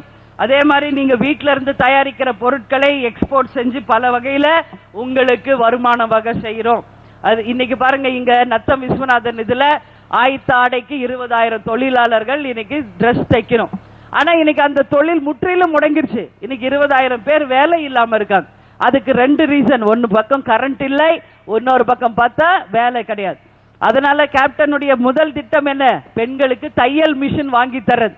உடனடியாக உங்களுக்கு தையல் பயிற்சி முறையாக சொல்லி கொடுத்து தையல் மிஷினும் வாங்கி கொடுத்து உங்களுக்கு சொந்தமா நீங்களே சம்பாதிக்கிறதுக்கு வழிவகை பண்ணுவோம். அதே மாதிரி கம்ப்யூட்டர் பயிற்சி கூடம். அதே மாதிரி இன்னைக்கு பாருங்க எல்லா இடத்துலயுமே ஹோட்டல்ஸ் நல்லா போகுது. லேடிஸ் நல்லா சமைப்பீங்க, முறையாக சமையல் கலையை பயிற்சி கொடுத்து சின்ன சின்ன கேன்டீன்ஸ், ஜூஸ் ஷாப்பு, சின்ன சின்ன பேக்கரி இந்த மாதிரி வைக்கிறதுக்கு கவர்மெண்டே லோன் கொடுத்து அதுக்குரிய சாமான வாங்கி கொடுத்து உங்களுக்கு தொழில் செய்ய உதவி செய்வோம். அதே மாதிரி ஆர்கானிக் இயற்கை வேளாண் அப்படின்னு சொல்றோம். அந்த இயற்கை வேளாணையும் நாங்க நிச்சயமாக ஊக்கப்படுத்துவோம். இன்னைக்கு பியூட்டி பார்லர் இல்லாத ஊரே இல்லை. அதனால பியூட்டி பார்லர்ஸ்க்கு முறையாக உங்களுக்கு பயிற்சி கொடுத்து பியூட்டி பார்லர் எல்லா இடத்திலையும் கொண்டு வர நாங்கள் உதவி செய்வோம். இது போல பல திட்டங்கள் கேப்டனுடைய ஆட்சியில நமது மக்களுக்காக செய்ய நாங்க தயாராக இருக்கிறோம். எனவே நீங்க எல்லாருமே நல்லபடியாக சிந்திச்சு நிச்சயம் மாற்றத்தை தரணும்னு சொல்லி உங்ககிட்ட கேட்டுக்கிறேன். இன்னைக்கு தேமுதிக மக்கள் நல கூட்டணி தான் எந்த குழப்பம் இல்லாமல் தெளிவாக பயணிச்சுக்கிட்டு இருக்கிற ஒரே கூட்டணி. என்ன ரீசன் தெரியுமா? நம்மளுடைய முதல்வர் வேட்பாளர் யாருன்னு நம்ம அறிவிச்சாச்சு. அது கேப்டன் புரட்சி கலைஞர் தான். அடுத்தது தேர்தல் அறிக்கையும் கொடுத்தாச்சு. மக்கள் நல கூட்டணி சார்பாகவும் தேர்தல் அறிக்கை வெகு விரைவில் வரப்போகுது. அதே போல வேட்பாளர் லிஸ்டும் வெகு விரைவில் வரப்போகிறது. சோ நம்ம கிளியரா இருக்கும். எல்லா இடத்துலயும் பிரச்சாரத்தையும் நாம் ஆரம்பிச்சிட்டோம். அது போல இன்னைக்கு அதிமுகவின் முதல்வர் வேட்பாளர் யார் என்று ஜெயலலிதாவால சொல்ல முடியுமா? ஏன் இதை நான் சொல்றேன்றது நல்லா கேட்கிறோம். சொத்து குவிப்பு வழக்கு இன்னைக்கு ஜெயலலிதாவுக்கு ஒரு மிகப்பெரிய ஒரு அச்சுறுத்தலாக இருக்கிறது. அது எந்த நேரத்திலும் அந்த சொத்து குவிப்பு வழக்கினுடைய ரிசல்ட் வரலாம். Any time. இன்னைக்கு விசாரிச்சிருக்காங்க. நாளையிலிருந்து சுப்பிரமணிய சாமியுடைய விவாதத்தை எடுக்க போறாங்க. எதுக்கு இதை சொல்றேன்னா, ஒரே லைன்ல முடிச்சிடலாம். அதாவது குமாரசாமியுடைய தீர்ப்புல கணக்கு பிழை இருக்கிறது, குன்கா அவர்கள் கொடுத்த தீர்ப்பு தான் கரெக்ட் அப்படின்னு சொன்னா அடுத்த செகண்ட் ஜெயலலிதா ஜெயிலுக்கு போய் ஆகணும். வேற வழி இல்லை.